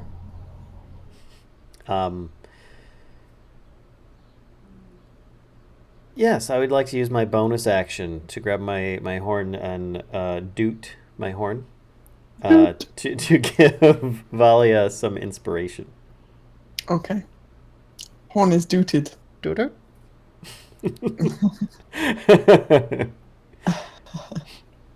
We need like a little clip for that or something. You know? I'll get one. I've already got one in mind. So. Okay. And do you want to spend any further movement? I know That was all my movement. that was all of it. Okay. I'm a dwarf. It's true. Dragonbait is not a dwarf, but I still actually think that he can't make it up there. Not quite. Well, you know what though? He's going to, he's still going to bust a move up there. Feeling kind of cocky. So he's going to bust a move over there. But that does use up, well, he has to like use his action as well. So What does he smell like exactly? Violets. Dragonbait currently smells, yeah, a bit like violets. Also a little bit like baked bread. Him and his baked bread. I'm like, yes, dragon breath, we are in danger. I can smell it. It's by me. Right, Tobias. Tobias, I'll be casting a guiding bolt on this monkey right here. Okay. What is was again? Guiding bolt location. Well, we're now all within range of these monkey attacks. Guiding bolt. You know, So Artis that is takes like, an action to cast. So you make a ranged spell attack. So let's see. So you need your ranged, your spell attack bonus. I don't know. I'm still forgetting how to cast spells. Yeah, no worries. It is on your character sheet on the spells tab. You should have a thing that says spell attack bonus in kind of the top right area. Cantrips, animals. Spell attack bonus? At the very top, it should say. Oh, yeah. It's 4. Spellcasting abilities, charisma. So do like a d20 plus 4, and let's see if you hit him. 1 d20 plus 4. Okay. Okay, yep, that hits. Pretty sure. Yep. And that 4 d6 radiant damage. 4 times d6. Plus that on each level, damage increases by 1d6 for each slot level above this. I'm casting this on second level, so it'll be 5d6. Mm-hmm. Nice. Newcomb. not bad. He takes a guiding bolt of light to the face and shrieks in pain as this light sears him, and there's the air is smelled with the lovely smell of burning monkey fur. And Strange Hey, that they're listed as Ssso monsters. Zoo monsters. But they look like monkeys. But they look like... Yep. Look like kind of evil monkeys. Okay. Okay. Anything else you would like to do? That monkey is still alive, but has definitely took a big chunk of damage. He just took a big chunk of his health away with that spell. It's the one that's right in front of me. Yep. Yeah, correct. Yay, you pre-cooked him for me. Flippy, would you like a monkey paw for it? No, they're cursed. That's true. What they They grant already have problems wishes. with undead here. Bad wishes. Bad wishes. Alright. Then that monkey is going to, feeling himself surrounded, Mad monkey. is not feeling too optimistic about his situation anymore, and is going to does he have to have disengage in order to be able to use it, or can he No, just use it? He instead Yeah, of he has to using have his Has to have action, he can disengage. Wait, say again, sorry? Instead of he could use his action and Yeah. disengage, but it doesn't Yeah. give him any extra movement. He then can do a move on top of that. So Okay, that's If what he doesn't have the disengage as one of his traits, he can't use it. no, Because I can't use it either. Like, if I No, want to disengage from somebody. anybody can use disengage. It's if you have the trait to disengage, like a rogue does, then you can just move normally with your disengage, and you don't have to spend any extra action. It might just be a bonus action for a rogue. Let me read, see what it says. Did they change that for the new one then? Because used to you had to actually have disengage as one of your traits. So no, berserkers don't have that as a class trait or anything. Well, yeah, Yeah. they're supposed to be attacking. Yeah. They always agree to Yeah, you can. I got a player's handbook in my face. I can look it up. Yeah, it is just an action, just a combat action. Oh, so it is Oh, yeah. changed. That's neat. Yeah, I More think it's you just know. the amount of time that it takes. Okay. Thanks. Okay, so he's going to use disengage then, and he's going to kind of run off. Let's see.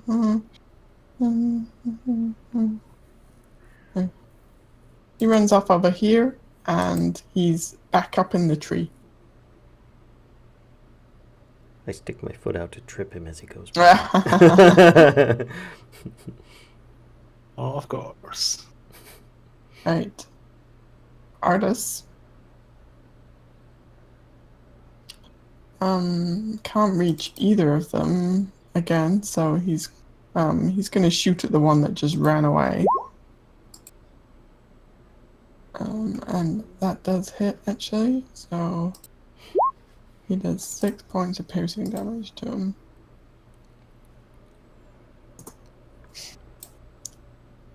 So yeah, you see the monkey take an arrow and is now looking severely haggard, kind of close to death. That's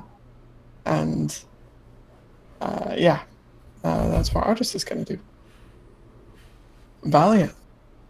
You've got two monkeys now. Both of them are up in the trees. One of them is quite close to you. How high up? Like, is he at least high enough for me to reach him? Like the top half of him? Yep. Well, I'll scoot up. I'm going to rage as my bonus action, and I'm just going to rip into this monkey. I'm just going to bite and claw him. Okay. Oh. But that one's not pre-cooked. That hits.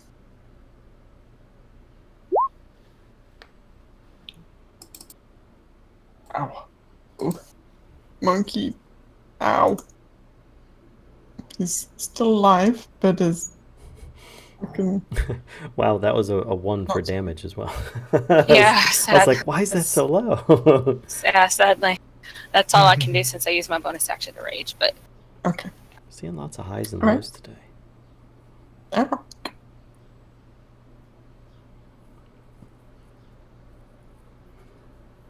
So Eric has what, one monkey? Oh, I think both monkeys actually he could probably get to this turn. Yep, you can get to either monkey. Yeah, so we're going to chase the one that's trying to run off. And he will be biting the monkey with following the second action as a claw. Okay. Go for it.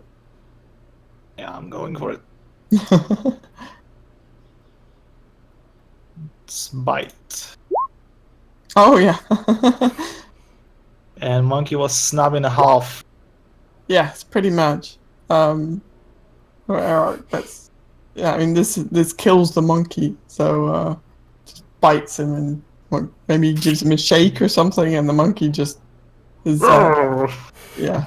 I mean, it's a pretty big monkey. He's like 5 foot tall, but he just goes limp in Eric's mouth, and you see blood is kind of like oozing from his mouth, and his body is very badly kind of torn. Nice. That monkey is dead. Except I can't select him because I had to measure them. 1 dead monkey. Okay. The other monkey, seeing his friend just get bitten in 2 pretty much, and not doing so great himself, is also going to disengage as his action and run away. And he is going to run away straight in this guy's going to want. Oh, ends up kind of over there-ish. Pug snort.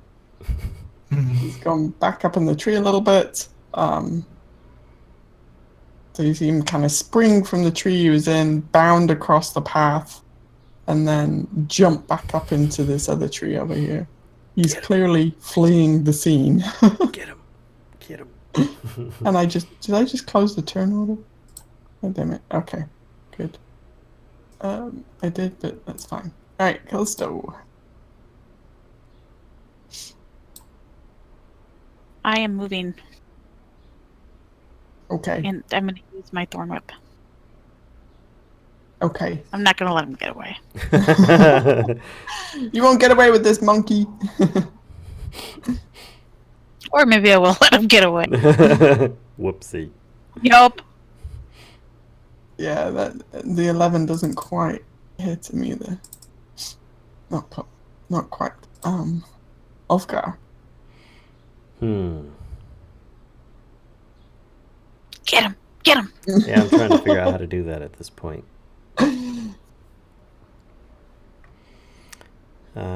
Well,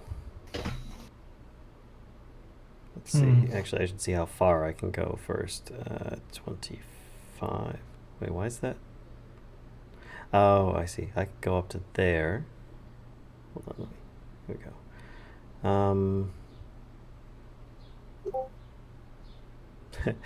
And I could push him 10 feet further.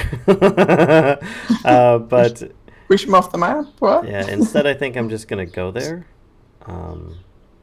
And then I'll use a bonus action to pull out my short bow, and then I will use my action to shoot him. Okay. Or attempt to, at least. 14. And that's, 9 points of piercing damage. I'm pretty sure that will finish him. Let me just double check here. Yep, that takes him to 0. So you see a monkey. You see him fall from the tree that he's in. As your arrow pierces him in the chest. Nice. So he just kind of falls to the ground. Okay. I scan around. I don't have any more actions or anything that I could possibly do, but in the coming rounds, if there aren't, I would start looking around for any more, just in case. Yeah, Dragonbait kind of does the same thing as well, but doesn't see any further monkeys. So it does seem to be a monkey-free zone now. Free monkeys! Free monkeys for everyone. Well, now Flippy can get his monkey paw. It's got fortitude. These are leveled up monkey paws as well. They're not like the little ones anymore. These ones are like it's like a human hand. I'll just take the tail. Oh, even better. Yeah, I'll just take a monkey tail for him. It's like a rope toy for Flippy. Find some feathers to put at the end of it. It'd be like a cat. So, I'm assuming combat's over at this point then. Combat is over. Yep. Ulfgar turns around to Valia and Callisto and says, "So, what was it that you said that upset the monkeys so?" We didn't say anything. They decided they were going to mess with our heads, literally, and attacked first. They attacked Callisto first. Aye. Some kind of weird monkey psychic ability. I don't know. Psychic monkeys? Are you silly? Yeah. What? I get up like really close to him. I'm like, with the tail in my hand, do I look like I'm being silly?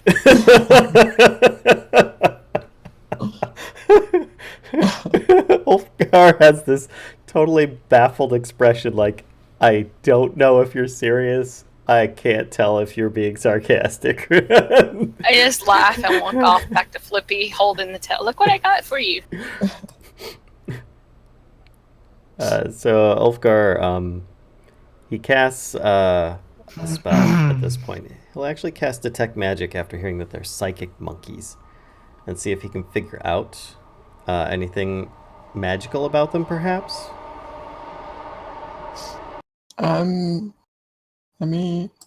She didn't close the thing yet. I apologize for the sound. I've been muting it on the recording for people. Oops. Oh, the Oops. train. Right, and I'm like, you notice, is it just me, or the closer we get to this, the more things we're running across? It's like something's trying to keep us away. Yeah, they don't seem particularly magical. Okay. I see if they have any trinkets on them, but that was about it. Yeah, I'm like, hey, Arthur, have you been this far in the jungle before? He says, well, I've been around Umbala, but I've never been this far west before, Vanessa, so I don't know.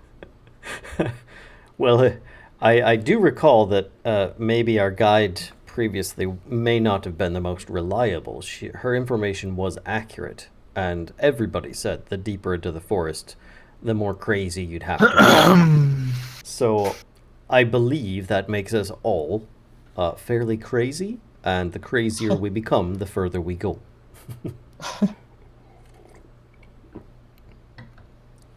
Okay.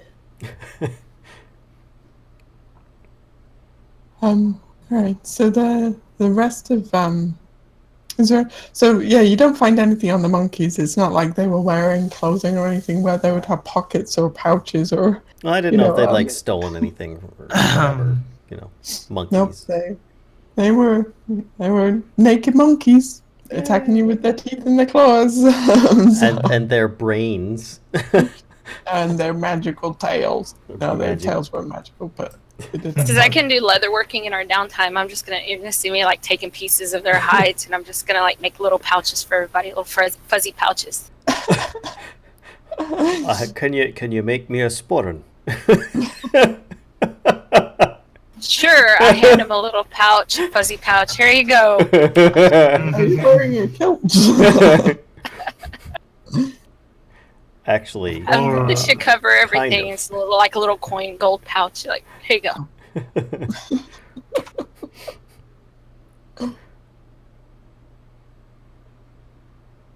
Okay. So, anything else anybody wants to do before we set off once again? Are we gonna rest again, or? Well, I mean, that was just partway through the day. No, that that's was right. the middle of the night, wasn't it? Yeah, it was during our rest. I guess we'll continue on at this point. Well, before we do, though, Ulfgar has this fear of mad monkey fever on people now, so he'd like to try and inspect those people that were injured by the monkeys and see if there's any kind of, evidence of Monkey infection. bite? Yeah. Make a medicine check. Bam! Nope. 7. You don't see any evidence of infection. Okay. I'm like, why are you looking so close at me? I don't like this. I'm just trying to calculate when you're going to go insane and start trying to eat us. Oh, you're far off. It's okay. Well, and I start making like monkey noises when he turns around. There's a pool. We've been taking bets. Many days. Artist says, I've got 2. She's fairly. I just shake my head and make more monkey noises at him. Fairly good constitution. I'd give her 3.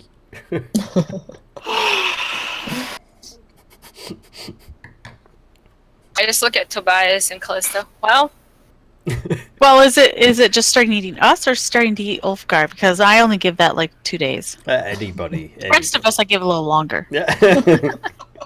We don't talk as much. Everyone may think that they want to eat dwarf until they do, and then they regret it. So. kind of poke you on the sides. Like, yeah, I bet you're like pretty fatty. Just kind of walk away. It's more of a gristle. As we're up, probably make candles out of you. Let's head out then, since we're up. Yeah, it's just before dawn, so you kind of start to get some of the natural light of dawn. Yeah.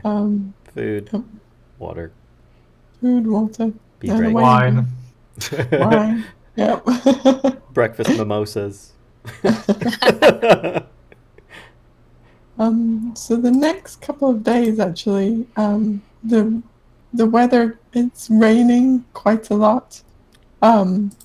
It's not the heavy kind of monsoon style rain that you've experienced a couple of times now, but it is a steady rain that's going on throughout the day and night. So you're thoroughly saturated and squelching along.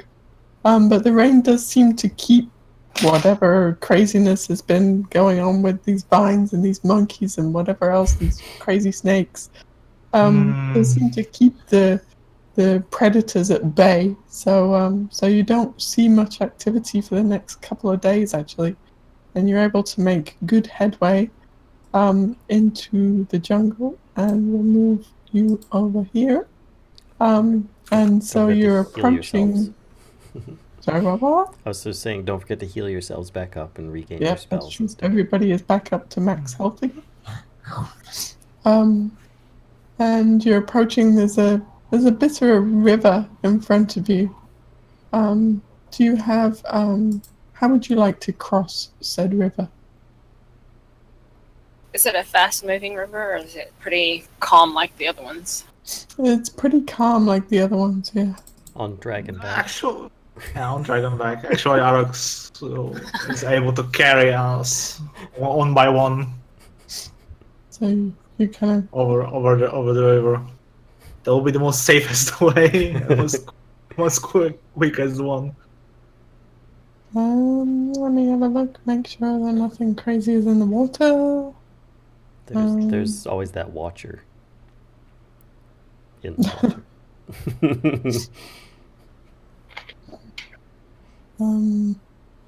Okay. So yeah, Arak ferries you across. Dragonbait is quite unsure about this, but after kind of a little little coaxing or encouragement, perhaps, he does climb and Flappy, what about What about Flippy? Sorry, Flappy. What about Flippy? Because Flippy is Are you kind of carrying Flippy? Yeah. Or? Yeah, I'll pick him up and kind of carry him. Okay. Put him on your head as a hat. I mean, he's fairly tall. He's what, medium size, right? Is he small right now? Because he's a baby. Last known, he was about the same size as me, but a little bit taller. Yeah. And I mean, I'm pretty strong, so should be able to carry him, but it'll take both hands for sure. Mm-hmm. Yeah, when Flippy is fully grown, he's going to be bigger than you, Dahlia. So right now he's a bit taller than Ulfgar, but That's very okay. optimistic. I just tell him, Flippy, you gotta cut back on the dried fish, man. You're getting heavy. Okie doke. So you're getting fairly close to, after you cross the river, fairly close to the ziggurat actually, and the river, it does become kind of, oh, not that, I don't want, no, hang on, I need to zoom in more. Oh, let me select the thing. That, I think that's it. Yeah, okay. So across the river, and before you is the ancient ziggurat that you can only assume, based on Nanny Poo-Poo's guidance, is Orlunga. Yeah, I'm kind of thinking maybe that wasn't smart to believe her now. Well, we didn't really have... I mean, that was our guess to begin with. She just kind of said the same thing that what we were thinking, so I figured there wasn't any harm in it one way or t'other. Good point.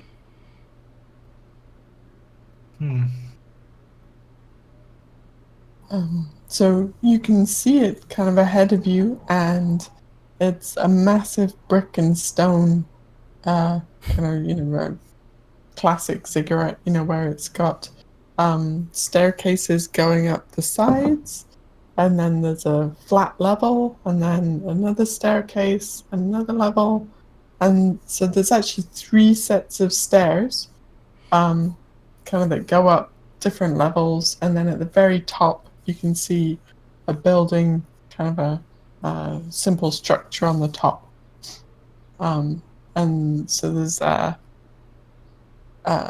staircase on the right side and one on the left side, and then they meet at the landing. And then it just kind of repeats. So there's 3 sets of stairs basically, and at the top is the enclosed shrine or temple. So the jungle encroaches right up and onto actually the base of the ziggurat as you approach it.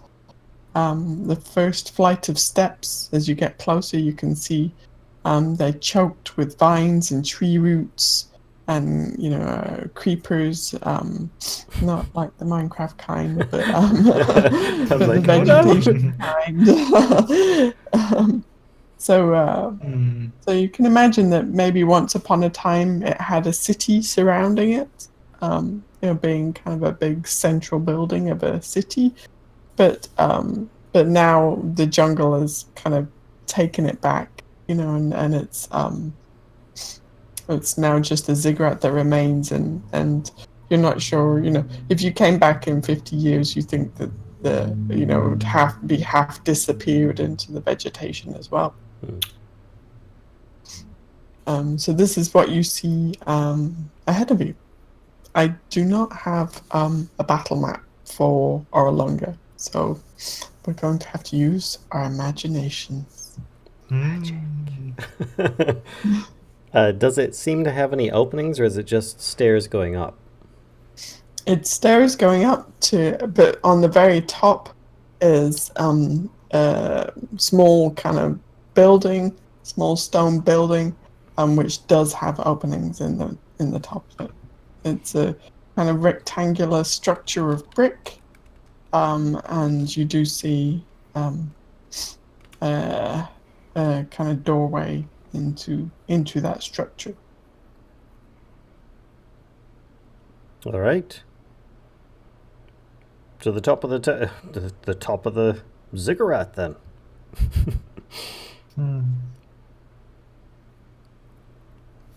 Lead the way. Yep. I pull out my rapier in the process, though. Okay. So the steps from the kind of ground to the first flat level, you think are about 50 feet in length, and the height difference from the ground to the first level you think is about 30 feet. So kind of going up at an angle, you know. And there's a tangle, just a complete tangle of roots and vines covering these steps. Yep, it just seems like it's going to be a fair amount of work hacking through or climbing over or however you want to get past these. So I don't exactly have a hacking weapon, so I guess I mean, would. you went into the jungle without a machete? What? Yeah. I've got Are a you a madman? I've got a pokey sword, not a slashy sword. So that's what you see before you. So you can see kind of the steps underneath, but it is pretty choked with vegetation. I try my best to climb up. Okay. So you're able to make the first 10 feet of it. It's difficult going. You're climbing over the roots and the vines, and you notice kind of the further you get up, the thornier they get. So do you want to keep going? Yes, unless I start looking like I'm going to injure myself on it.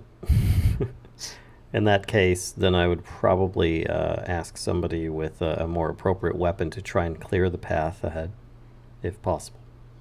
Yeah, you do start.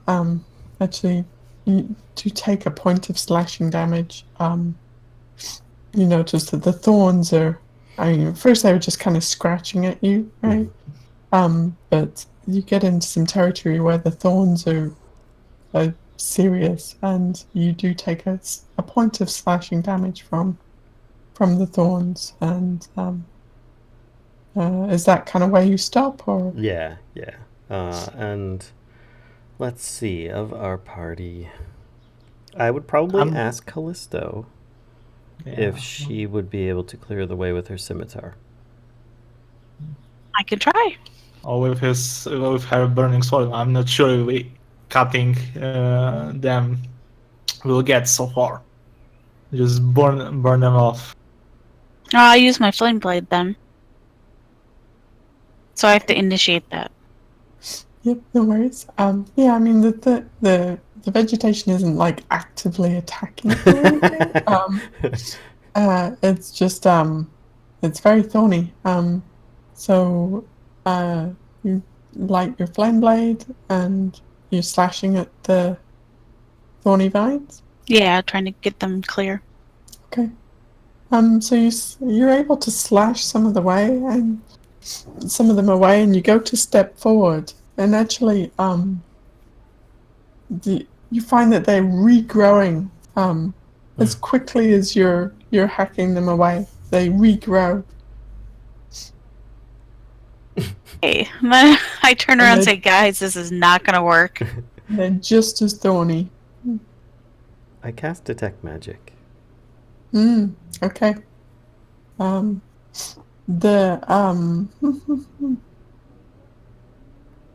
The whole, you see, you're almost blinded by it because the whole ziggurat is glowing in magical form. The whole thing seems to be magical, encased in magic, perhaps. Okay. So Ulfgar says, "All right, let me check. Let me look into this." And he does the little maneuver and cast detect magic, and he just kind of does a bit of a jump, and by the beard, let me try and everything's magic here. And he tries focusing in on just the vines, so he can figure those out a bit more to try and get past it. Just to kind of figure out the kind of magic that might be, if there's something that might help him to understand it better. So that gives you the school, right? It does. Okay. Yeah, so you could take a little time to kind of focus in on that, and you're pretty sure that it's divine magic. Valia, you notice as Ulfgar is focusing in on this, there's one of those little guys. Oh, hang on, let me do this. One of these little guys is he's kind of Ulfgar is standing there, got his beard and maybe stroking his beard, focusing on the magic. The little Tringa shows up and is mimicking Ulfgar. I'm just staring at it, and I'm just laughing a little bit. He'd kind of stepped out of the undergrowth, so he's actually almost standing right next to Ulfgar. He's maybe just a little bit further back, so he's not quite in Ulfgar's peripheral view, but he's mimicking Ulfgar. And Callisto, you notice the same thing. And to describe these guys, they're about a foot tall, right? And they are kind of, as you see, with this swirl of they almost look like soot sprites, right? Their heads almost look like soot sprites. They're very kind of Studio Ghibli. But this one, the mask that it's wearing, is in the shape of a triceratops head. That's awesome. So it's just imitating Ulfgar. Does he notice them? Ulfgar has not noticed them yet. Be like, I'm focusing on a whispered spell that I'm currently working with. So. I whispered to Callisto, I said, I don't know if you remember that night Ulfgar said his spoon went missing. I don't know if he told you about that. But, yeah, this one of the guys, one of those things took the spoon and he chased it off into the woods, and I don't know what happened after that, but he came back with the spoon. Yeah, we saw these. I've seen these before. Oh dear, kitty fell. do you know what it's doing? I mean, it's obviously imitating him, but is it actually doing something with it? No, they don't seem to be aggressive. They it looks like it's mimicking him. Look at watch Ulfgar stroke his beard and watch that guy. Well, if it's magic, if we can give it a gift, and it will help him. Okay, I kind of kneel down, try not to make myself look so big, and pull out a silver coin and set it on the ground and kind of slide it over and see if he does anything. Mm-hmm. So on the noise of the metal on the stone, the Tringa kind of turns around and goes like this to his little mask, and then scampers over and picks up the coin, and turns back towards the jungle. And you see it run down the few steps that you guys have kind of made your way up so far. And he disappears into the undergrowth for a minute. And then comes back out of the undergrowth, and he's holding a flower. And the flower is almost as big as he is. And then he very ceremoniously holds it in front of him. And does this little march up the steps, and Ulfgar, you just see this. You're standing there, kind of trying to figure out, and you're like, I'm pretty sure it's divination. And just as you kind of come to this like realization, you see him march past you, and Tobias, you see this little guy, this little like soot sprite kind of guy, and he's just marching past you both, holding this flower, and in front of him, the thorns, all the vines part in front of him, and then immediately close up behind him, and you lose sight of him. Did anyone pay attention to what flower that was? Yeah, I would like to do a perception check. Are there any more? Can we see any more of those flowers? It might not be see. a flower, it might be him, but Yeah, if anybody who wants to have a look for the flowers, maybe make a perception check for me. I'm just gonna get close to like where he went in and kind of put another silver coin down, like right in front of it. Ulfgar would say, "Oh, I remember that little guy. One of his folk gave me a present." He starts like patting his pockets, and then he's like, "Oh, here it is," and he pulls out the coin, and he holds the coin up towards the leaves and see if it does anything. No. So there's no reaction to putting for Valia putting the silver coin down, and Ulfgar holding up the coin. There's no reaction. Nothing changes. But Callisto, you're able to find a flower fairly immediately. Nice. And it's you find it, and it's a large orange and purple orchid that is just growing kind of in the dappled shade of the jungle canopy. well, I'm gonna cut it off from the stem, and then go up the stairs again and see if it'll open for me. Yeah, and you see that actually there's now you've like paid attention to it. You can see actually there are quite a few like in this area. So yep, you walk towards the vines holding the orchid, and the same thing happens. The vines part as you proceed up and close immediately behind you. By So the you guys beard, where'd she go? You guys, you can kind of see like Callisto's. I mean, the vines get thick, but you can kind of see like Callisto's head and shoulders poking out from the top of, the undergrowth, all this vine and thorniness, just moving slowly up the stairs. I yell back, "Go get a flower!" And Tobias, just as Callisto says that, you find one of the flowers as well.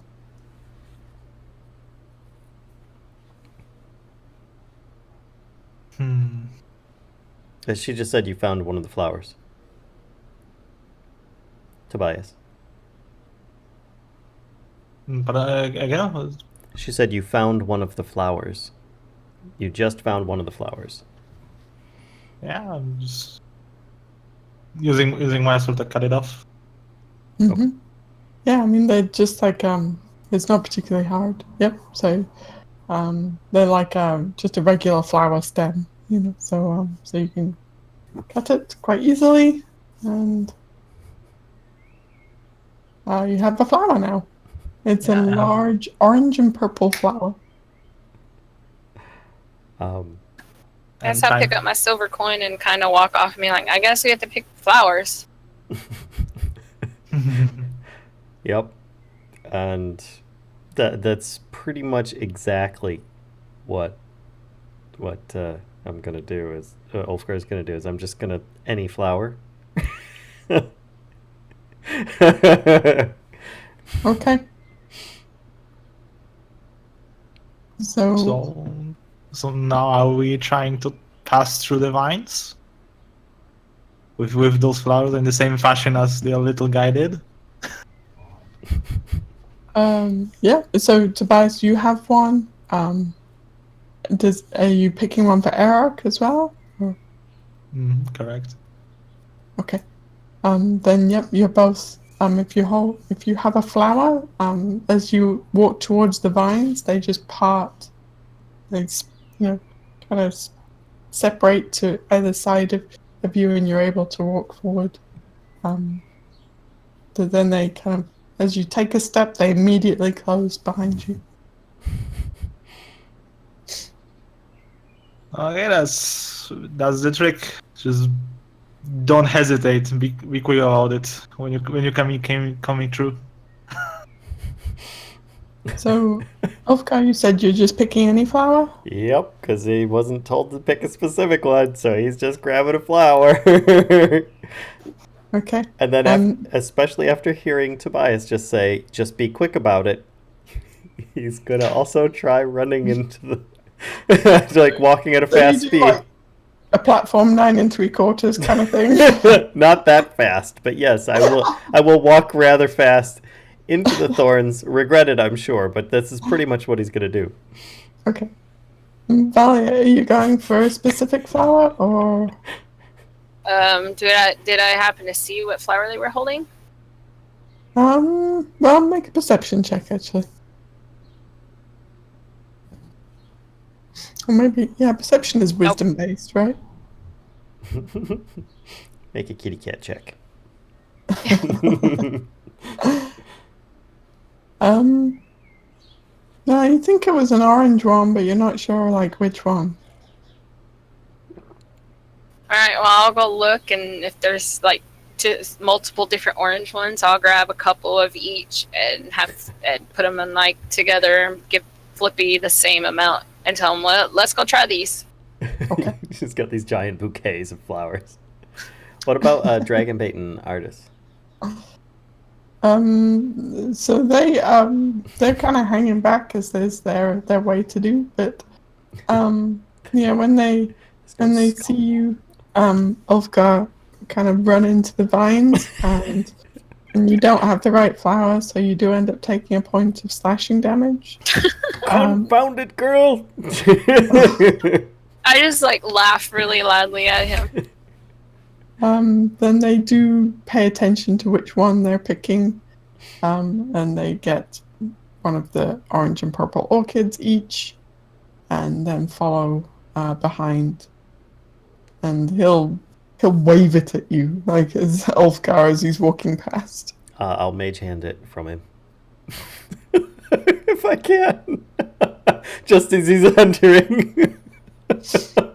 Rude. Artist will remember this. So, yep, Artist ends up taking a point of slashing damage.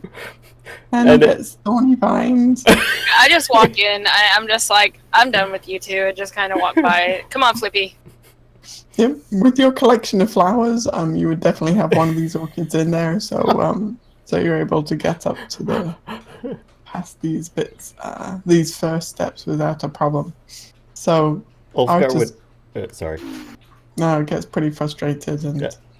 Ulfgar would. I don't know if anybody's actually around to see what he does. Would work his way towards Artist wherever he was when he stole it from him, and then he'd kind of like put his arm around him and try walking with him through it and say, "Come on, come on." Well, actually, when you kind of jovial. Yeah, I mean, what Artist is going to do is he's going to return back to the jungle, to the overgrowth to get a flower. So, kind of, unless you're going to go like back down the steps. Well, I thought that he was going to be like trapped in the undergrowth. Oh, he would. So, you were taking it from him as he stepped into it, right? Yes. Okay. So, I mean, he steps in, takes the point of damage, and he's not going to stick around and continue to take damage. So he steps back out again. Gotcha. All right. So then he would have said, "Let's go in together. Come on." And he just kind of. Hang on 1 second, actually. Let me see. What? Oop! I don't actually need that anymore. He gives him a nudge and a wink. What I do need is this. Artist says, "No, man." He says, "I think we need one each." And he goes and gets his own flower. I would wait for him. And he's kind of like looking at you shiftily. Like, in fact, he might like tuck the flower inside his jacket. But then goes through the.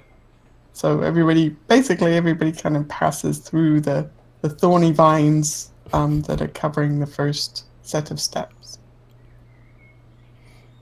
So the people who get to the top first, are you waiting for the others or are you continuing on? I'm gonna wait for the others. Okay. Why are you? I'm What going have to you done with continue. Callisto? Okay. So okay, so Balia, I think you would get there a little bit before Ulfgar as well. Yeah, I just kind of take a couple steps forward and look around. Okay. All right. So you see, Tobias, the steps in front of you. You see, excuse me. They look like they're more crumbly than the ones that you just went up. But they definitely don't have the vines on them. So maybe they've just been taking kind of more weather damage. But you definitely notice that they're kind of a bit more crumbly than previously. And this one looks like the stairs themselves look like they're about 30 feet long. But then the total increase in height is about 20 feet. So as you step forward onto the steps, you find the stone actually like crumbles underneath your feet. So it almost turns into like a gravel, and your foot like slides back a bit. Are you gonna try and keep going? This. Let me think for a second because I should have. No, this. Is there any loose stone around me, or just Oh yeah, just only the ziggurat? I mean, there's- just some loose rocks. yeah, definitely. There's definitely loose rocks on stone. I would like to use fabricate to fortify those steps because I'm not sure Okay. of this stability of them. So just to be sure, I'm using fabricate to gather all the stone that it's loose to reinforce the steps, Okay. and then proceed on. Let me have a look.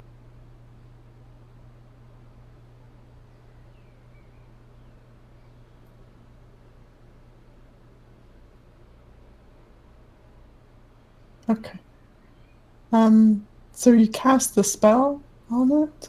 Let's see, how long is it? Cast is instantaneous. Okay. So you cast that on the steps in front of you. And you're confident that you cast it correctly, but as soon as you step on them, again the stair just crumbles underneath your feet, and the same thing happens. It turns into gravel, basically loose rocks, and your foot seems to slide back. Is there any way around? Yeah, yep. So the ziggurat itself is square. So on this level, right? So you went upstairs, up a set of stairs to this flat level that goes. You're pretty sure. I mean, you can't see the backside of it, obviously, but it's like a walkway that goes around. Kind of, and then there's another angled wall that goes up with the set of stairs that you're trying to climb going up it as well. I would like to look around on Okay. this walkway to see if Okay. there's any other stairs Sure. or any other interesting things. Okay. So while you're doing that, Valia, You and Callisto are waiting for Ulfgar and Artis and Dragonbait? I kind of walked ahead a little bit, but was kind of behind Tobias and was watching him. Okay. Right. So you see what happens with Tobias, and then you see him kind of walk off around the side, of the ziggurat. Do you want to follow? Yeah, I'll follow him, like really carefully and slowly. Okay. Right. Okie doke. So then, Ulfgar, when you kind of make it through the thorny vines, you see Callisto is there waiting for you. And you see kind of disappearing around the corner is Tobias, and Valia. Are we actually at the top at this point? Or are we still have... No. We're only part way up. You're only part way up, so it's like there's two walkways, and then there's the very top. When you say 2 walkways, I don't understand. Here, let me see. I was trying to find a good picture of this earlier, and didn't have much joy. Oh, this one might.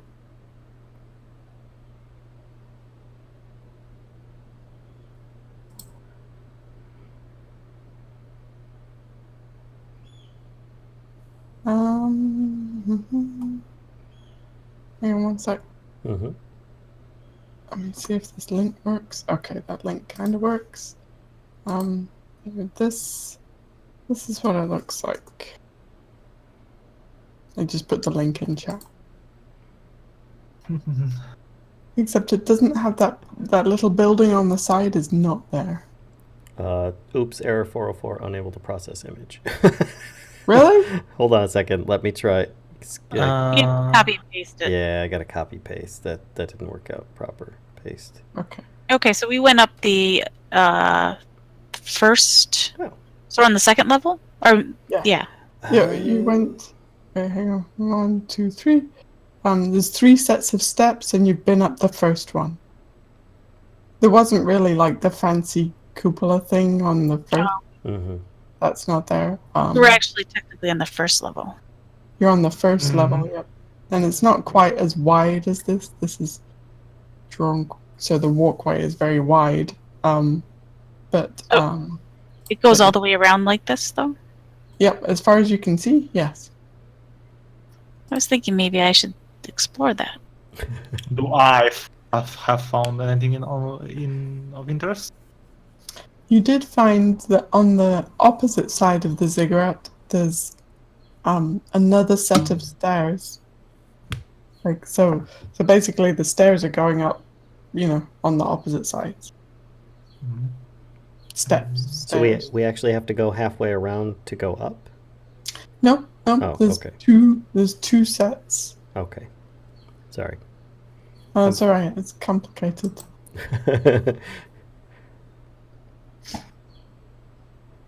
I would like to see if I can proceed further up. Okay, so you're going to go up some steps? Just a few to see if it lets me. Okay. You find the same thing that Tobias found. When you step on them, the stone crumbles into gravel beneath your foot, and your feet just kind of slide when you try to walk. You know how, like, when you're trying to walk up, like, gravel or sand or something, it just slides under your foot? Yeah. That's what's happening. Okay. So I'm looking around for the little sprite. Well, Tobias actually finds him first. There is Tobias, you see on the other set of steps, is another one of those Chwinga, and he's standing there he's still got the flower that he had before, but now he has a feather as well, a red feather.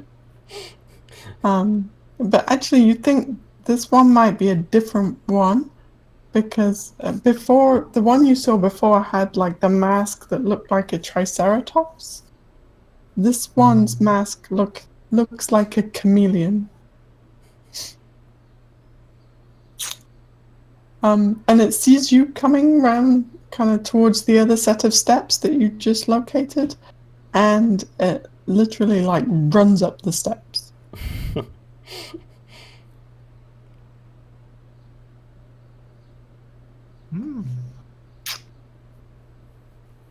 Interesting. I would like to look for some bird nests. Mm-hmm. So make a perception check. Make a perception check. Of course. I like to try and catch up with everybody else.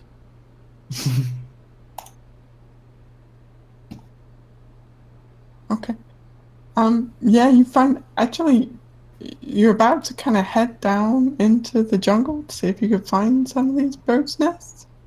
When you find just another feather that's lying in amongst some of the kind of loose rocks, and looks pretty much the same as the feather that the Twinger had. There's more of those feathers. You just see the one at the moment. You wanna? Do you want to take some time, kind of continuing to look for feathers? Yeah, because I don't want to leave everyone's behind. so far away. So yeah, Ulfgar and Callisto, you kind of both catch up with Tobias, and Valia, you were right behind Tobias, right? Yes. Okay, so you're all kind of in a group, and you guys catch up with Tobias, and you see him he's looking for something. There's a feather in his hand now as well. What you looking for? Is it another flower? Not exactly. I'm looking for a feather.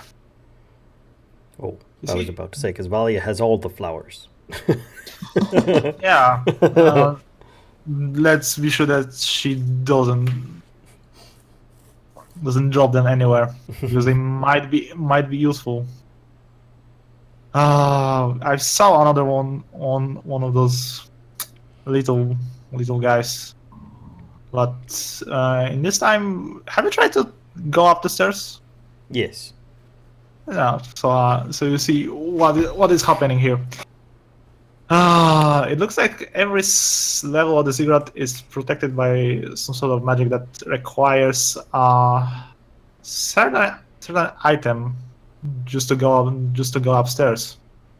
It seems like a basic protection. Any simple-minded people like ourselves might be able to figure out the curiosities by watching the locals, it appears, and it would probably keep those like undesirables that don't know better, like the dinosaurs, from just wandering up the side of this to whoever's at the top.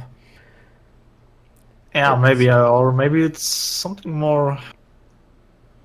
bigger precaution. Or just somebody's playing with us. Either way, we need this feather to go up to next level. All Have right. you seen any? And just be sure that everyone have at least one of them.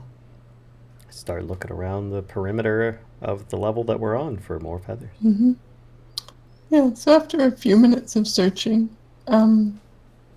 you can find enough feathers for everyone. Dragon Bait had them the whole time. Here, everybody.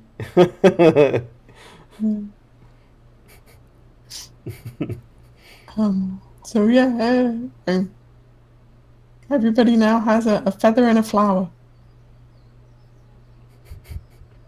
Okay.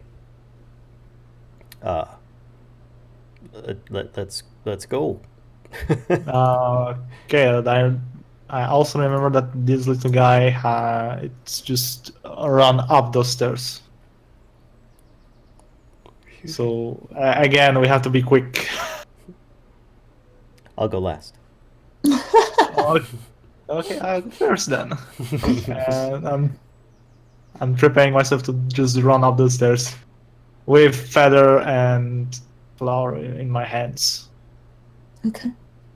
Yeah, if the steps, as if by magic, do What is not magic? Divine do not magic. turn into gravel or crumble or anything. They stay. They keep their shape. Nothing crazy happens, and you are up on the next layer. Wait. By magic, the stairs stay stairs. By magic, the stairs stay stairs. I'll buy that.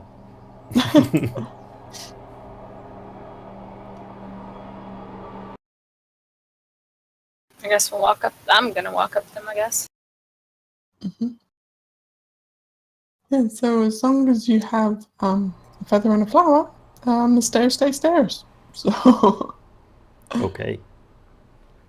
so everybody can kind of make it up to the second level, and in front of you are the steps from level 2 up to level 3, which is where the kind of top building is. Mhm. And they are about 20 feet long, and they rise about 12 feet. The stairs themselves are in excellent condition, but are actually covered in swarms of snakes. Asps. Very so dangerous. Maybe. So the snakes are slithering all over them.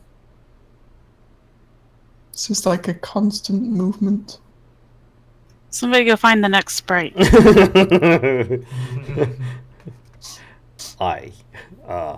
Right.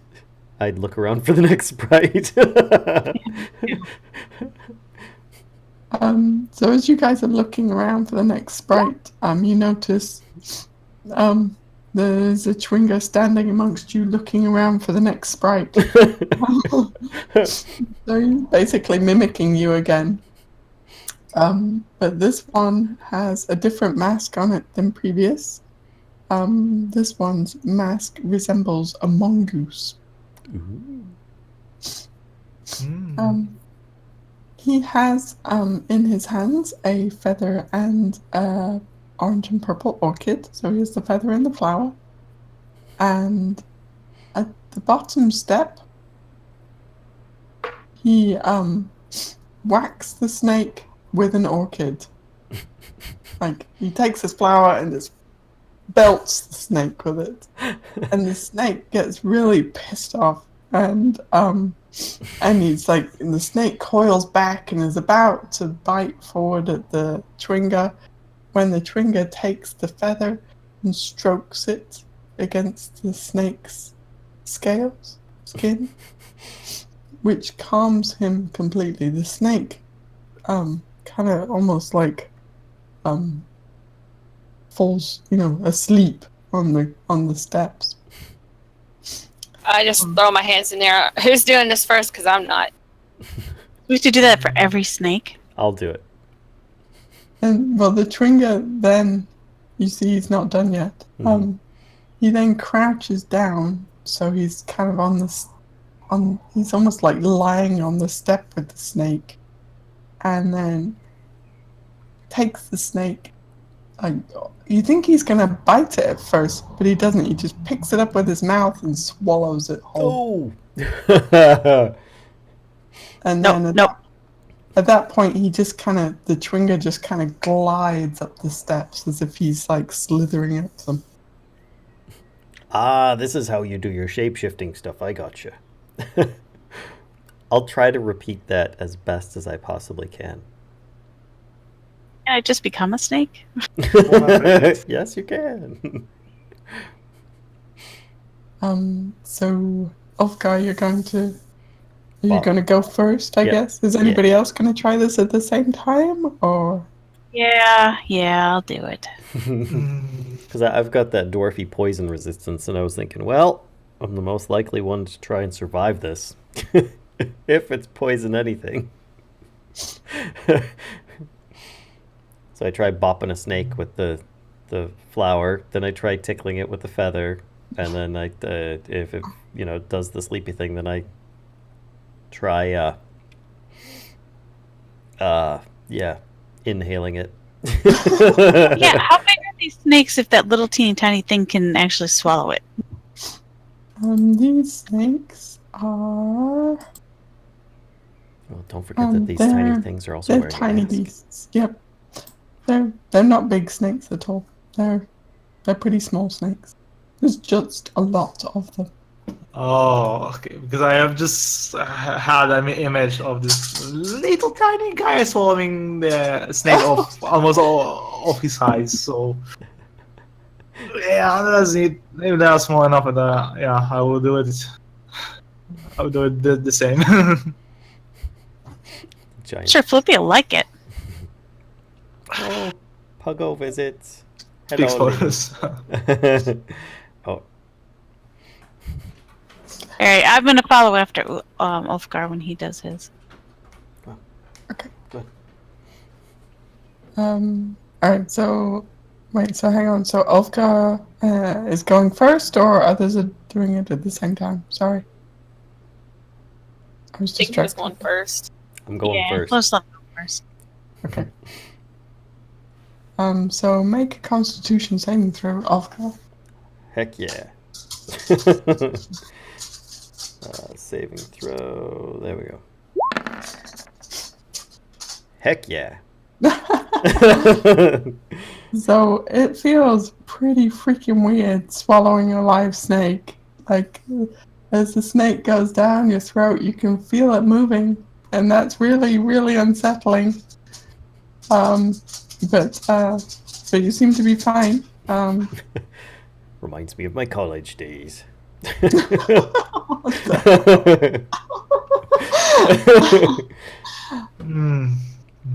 So then once you've swallowed the snake, what are you trying to do? I try and slither myself up the steps like the guy did. So the rest of you, it looks weird as because Ulfgar does just kind of like slither up the steps after he's swallowed the snake. I mean, this is like one of the most bizarre things you've ever seen, and you've seen some stuff now. Is Arthas and Dragon Bait here? Yeah, they are, and they're both like, "What the fuck?" when Ulfgar does that. I'm just like, man, I thought that dancing monkey fruit is bad. I don't know about this. Artist says, "For once, I'm with you." Okay. So yeah, Tobias, you are fine. Use Yeah, whack the snake. I'm following the steps that Olga did. Mm-hmm. So yeah, the most bizarre thing is occurring. People are now slithering up the steps. Callisto, unfortunately, when you try and swallow the snake, your psyche is kind of blasted. You can't figure like where from or what the cause is, but you just take this kind of incredible, like, painful damage to your brain. So you take 17 points of psychic damage. 17 points of I'm not going to eat this snake damage. I give the flower to Flippy, and I'm like, I just point. I'm like, do what they did. So Callisto, when you take that damage as well, you kind of vomit up your snake. Oh, dear. So snake was not successfully swallowed. Yeah, I think I might just stay back here if you don't mind, guys. Wine. Okay.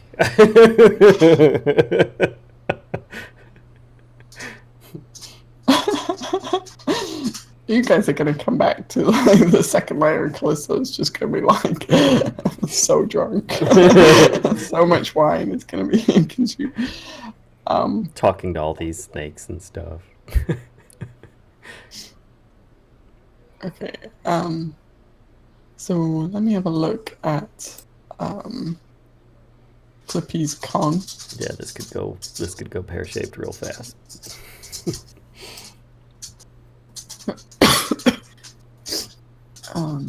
Yeah, maybe you should leave Flippy behind with me. That might be a good idea.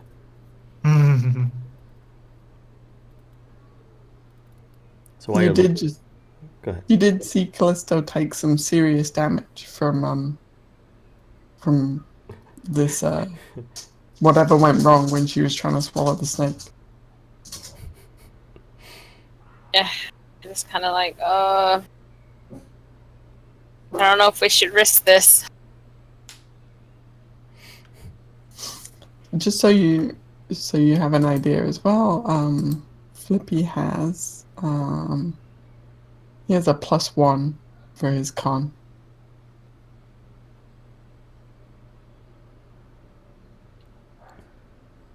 Hey, no barking. No Oh, the barking. borks. Yeah, I probably shouldn't risk it with them. Only having 6 HP. I'll take really good care of him. I promise. He'll be His safe. little bird brain maybe toasted. Yeah. So I'll just hopefully sit here with Callisto, and I look at Arthas. I'm like, well, boys, you ready?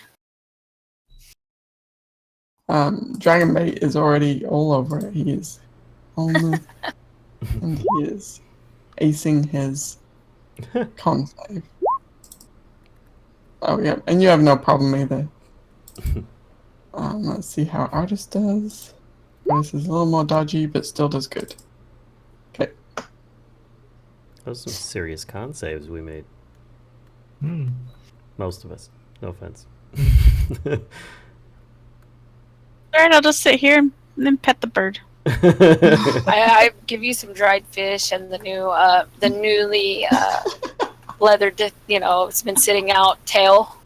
I have it all patched up and stuffed, and the He monkey needs to go out twice a day. Don't forget. Okay. So Artist looks back at you, Callisto, and he says, "You sure?" Oh, I'm pretty sure. Alright. So then, for those of you at the top of the third set of steps, you see a rectangular structure of brick. The outside walls are decorated with these symbols that look like little miniature labyrinths or mazes. And Artist says, this is the symbol of Ubtao. He says, this is an ancient god that used to be worshipped in Chult. And there's an open doorway in front of you that leads to a barren, dusty room. Hang on, now let me just look. Oh, do you guys know your passive perception? Yeah. Minus 14. Okay. How about you, Ulfgar? 16. Passive perception? It should be like at the bottom of. It'll be right under your skills. It'll say passive wisdom and perception in parentheses. It's 10. Okay. It's 10 for Arok, and it's 12 for Tobias. Okay. So, Ulfgar and Thalia, you notice a faint scent of incense. Does it smell like dragon bait? I sniff. I'm like, and I look over at him. So what's his passive perception? He shakes his head. Mm-mm. I just shrug my shoulders and kind of move a couple steps forward and look around. Ulfgar turns to everybody and says a quick thing of, when I was inspecting the magical properties of the ziggurat, it was extremely intensely divine. So this may be some kind of deity's worshipping temple. We may end up meeting some kind of avatar of such. Who knows? But try to be polite. I really don't think we're in a situation here to get into any trouble. So that means you want me to talk to him first? No.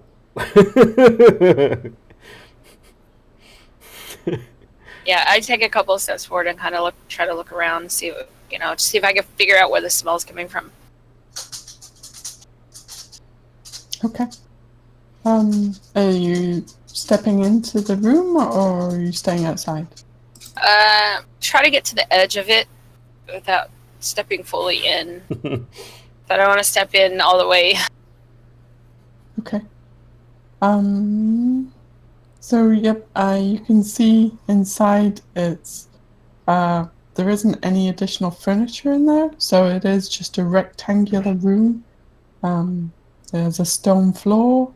It's dusty, like nobody's entered it in a very long time, in decades. But you can definitely smell incense. And it's coming from that room. Yeah, kind of. You think so? Pretty sure. I kind of turn around and tell everybody, I don't know if you guys can smell it. I can smell incense, but it's not Dragon Guy over here, so it's coming from this room, it seems like. It's pretty dusty looking in there. Do we want to go in? Because if we go in, I'm not going by myself. We all need to go as a group. We've already split the party once for Callisto. Let's go then. So, Callisto, you notice a giant dragon is just about to... Oh, I'm just kidding. Very upset that someone just ate some of its young. But I just realized, did the dragon swallow a snake too? Oh, dragon bait? No, Tobias's guy. Eric? Yeah. Oh my god, I can just imagine what that looked like. You so didn't weird. Could you make a con save for Eric, actually? Tobias? Con save for okay. Sure. I really wanted to see what Flippy would look like slithering up there.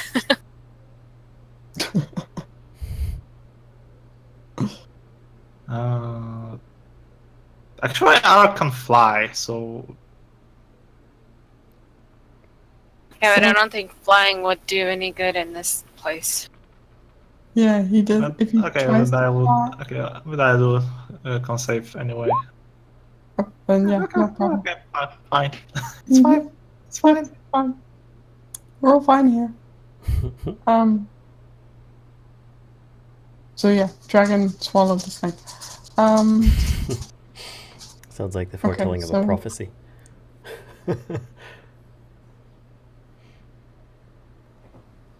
So I think you guys are. And Tobias, when Valia mentions the scent of incense, you kind of take a sniff, and yeah, now she's kind of pointed it out. You can definitely smell it as well.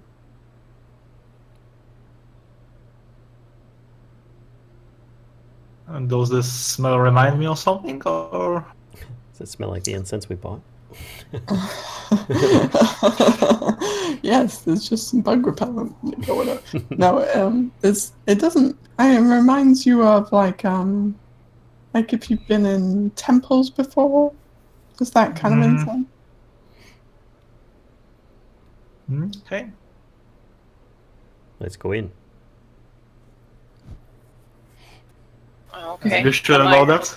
Yeah, I kind of look at everybody and I'm like, alright, are we all going in? Let's go. Yeah, Dragonbait kind of shrugs his shoulders and steps forward with you. And the artist is, yeah. Sure thing, Veronica. Like, I just laugh. I'm like, alright, let's go. Okay. So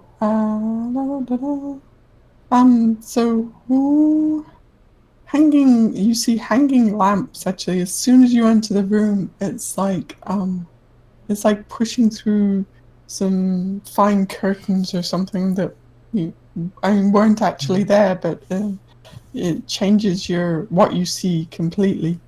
And you see hanging lamps. They're hanging from the ceiling, and they are illuminating the room, while incense burners fill it with exotic scents and curling smoke.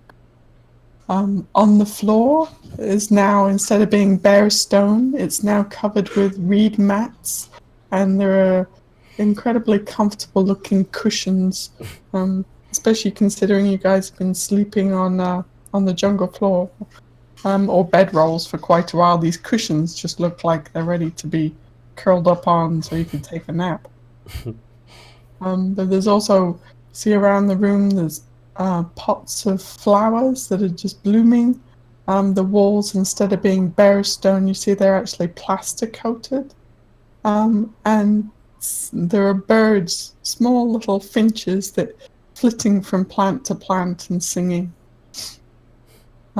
Resting on the heap of cushions opposite the doorway is an immense snake with iridescent scales. To give you an idea, let me see how big it is. An idea. Yeah, it's bigger than any of you. It's a much bigger snake. It's like probably about twice your height almost. And when you enter the room, the snake raises up slowly to a height of about 5 feet, and there's still a fair amount of its body coiled up on the cushions. And it's staring directly into your eyes, which is kind of weird because there's, what, like 5 of you? 6 of you? No, 5 of you, right? 5. Yeah, it's 5 of you here. But each of you feels like it's staring directly into your eyes as it's moving. And its face is remarkably human-like, which is also kind of disturbing. Yeah. Its tongue flicks before it speaks. And it says, I am Saja Nabazar. What do you seek in this ancient place? Speak truly, for I hear your hearts. I kind of nudge. I kind of nudge Ulfgar. Go ahead. And actually, that is where we're going to end it for today. We need to take notes on this. Oh, Let me put their name in chat so you can see it. Yep, that is who you are speaking with. Saja. The Faja? Saja. Saja. Saja.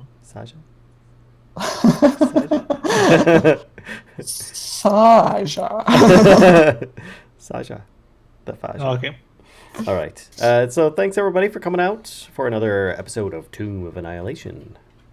We'll see you guys next time for some more. So, I guess that's about it. And I will hand out XP directly after this. Oh, cool. Yay!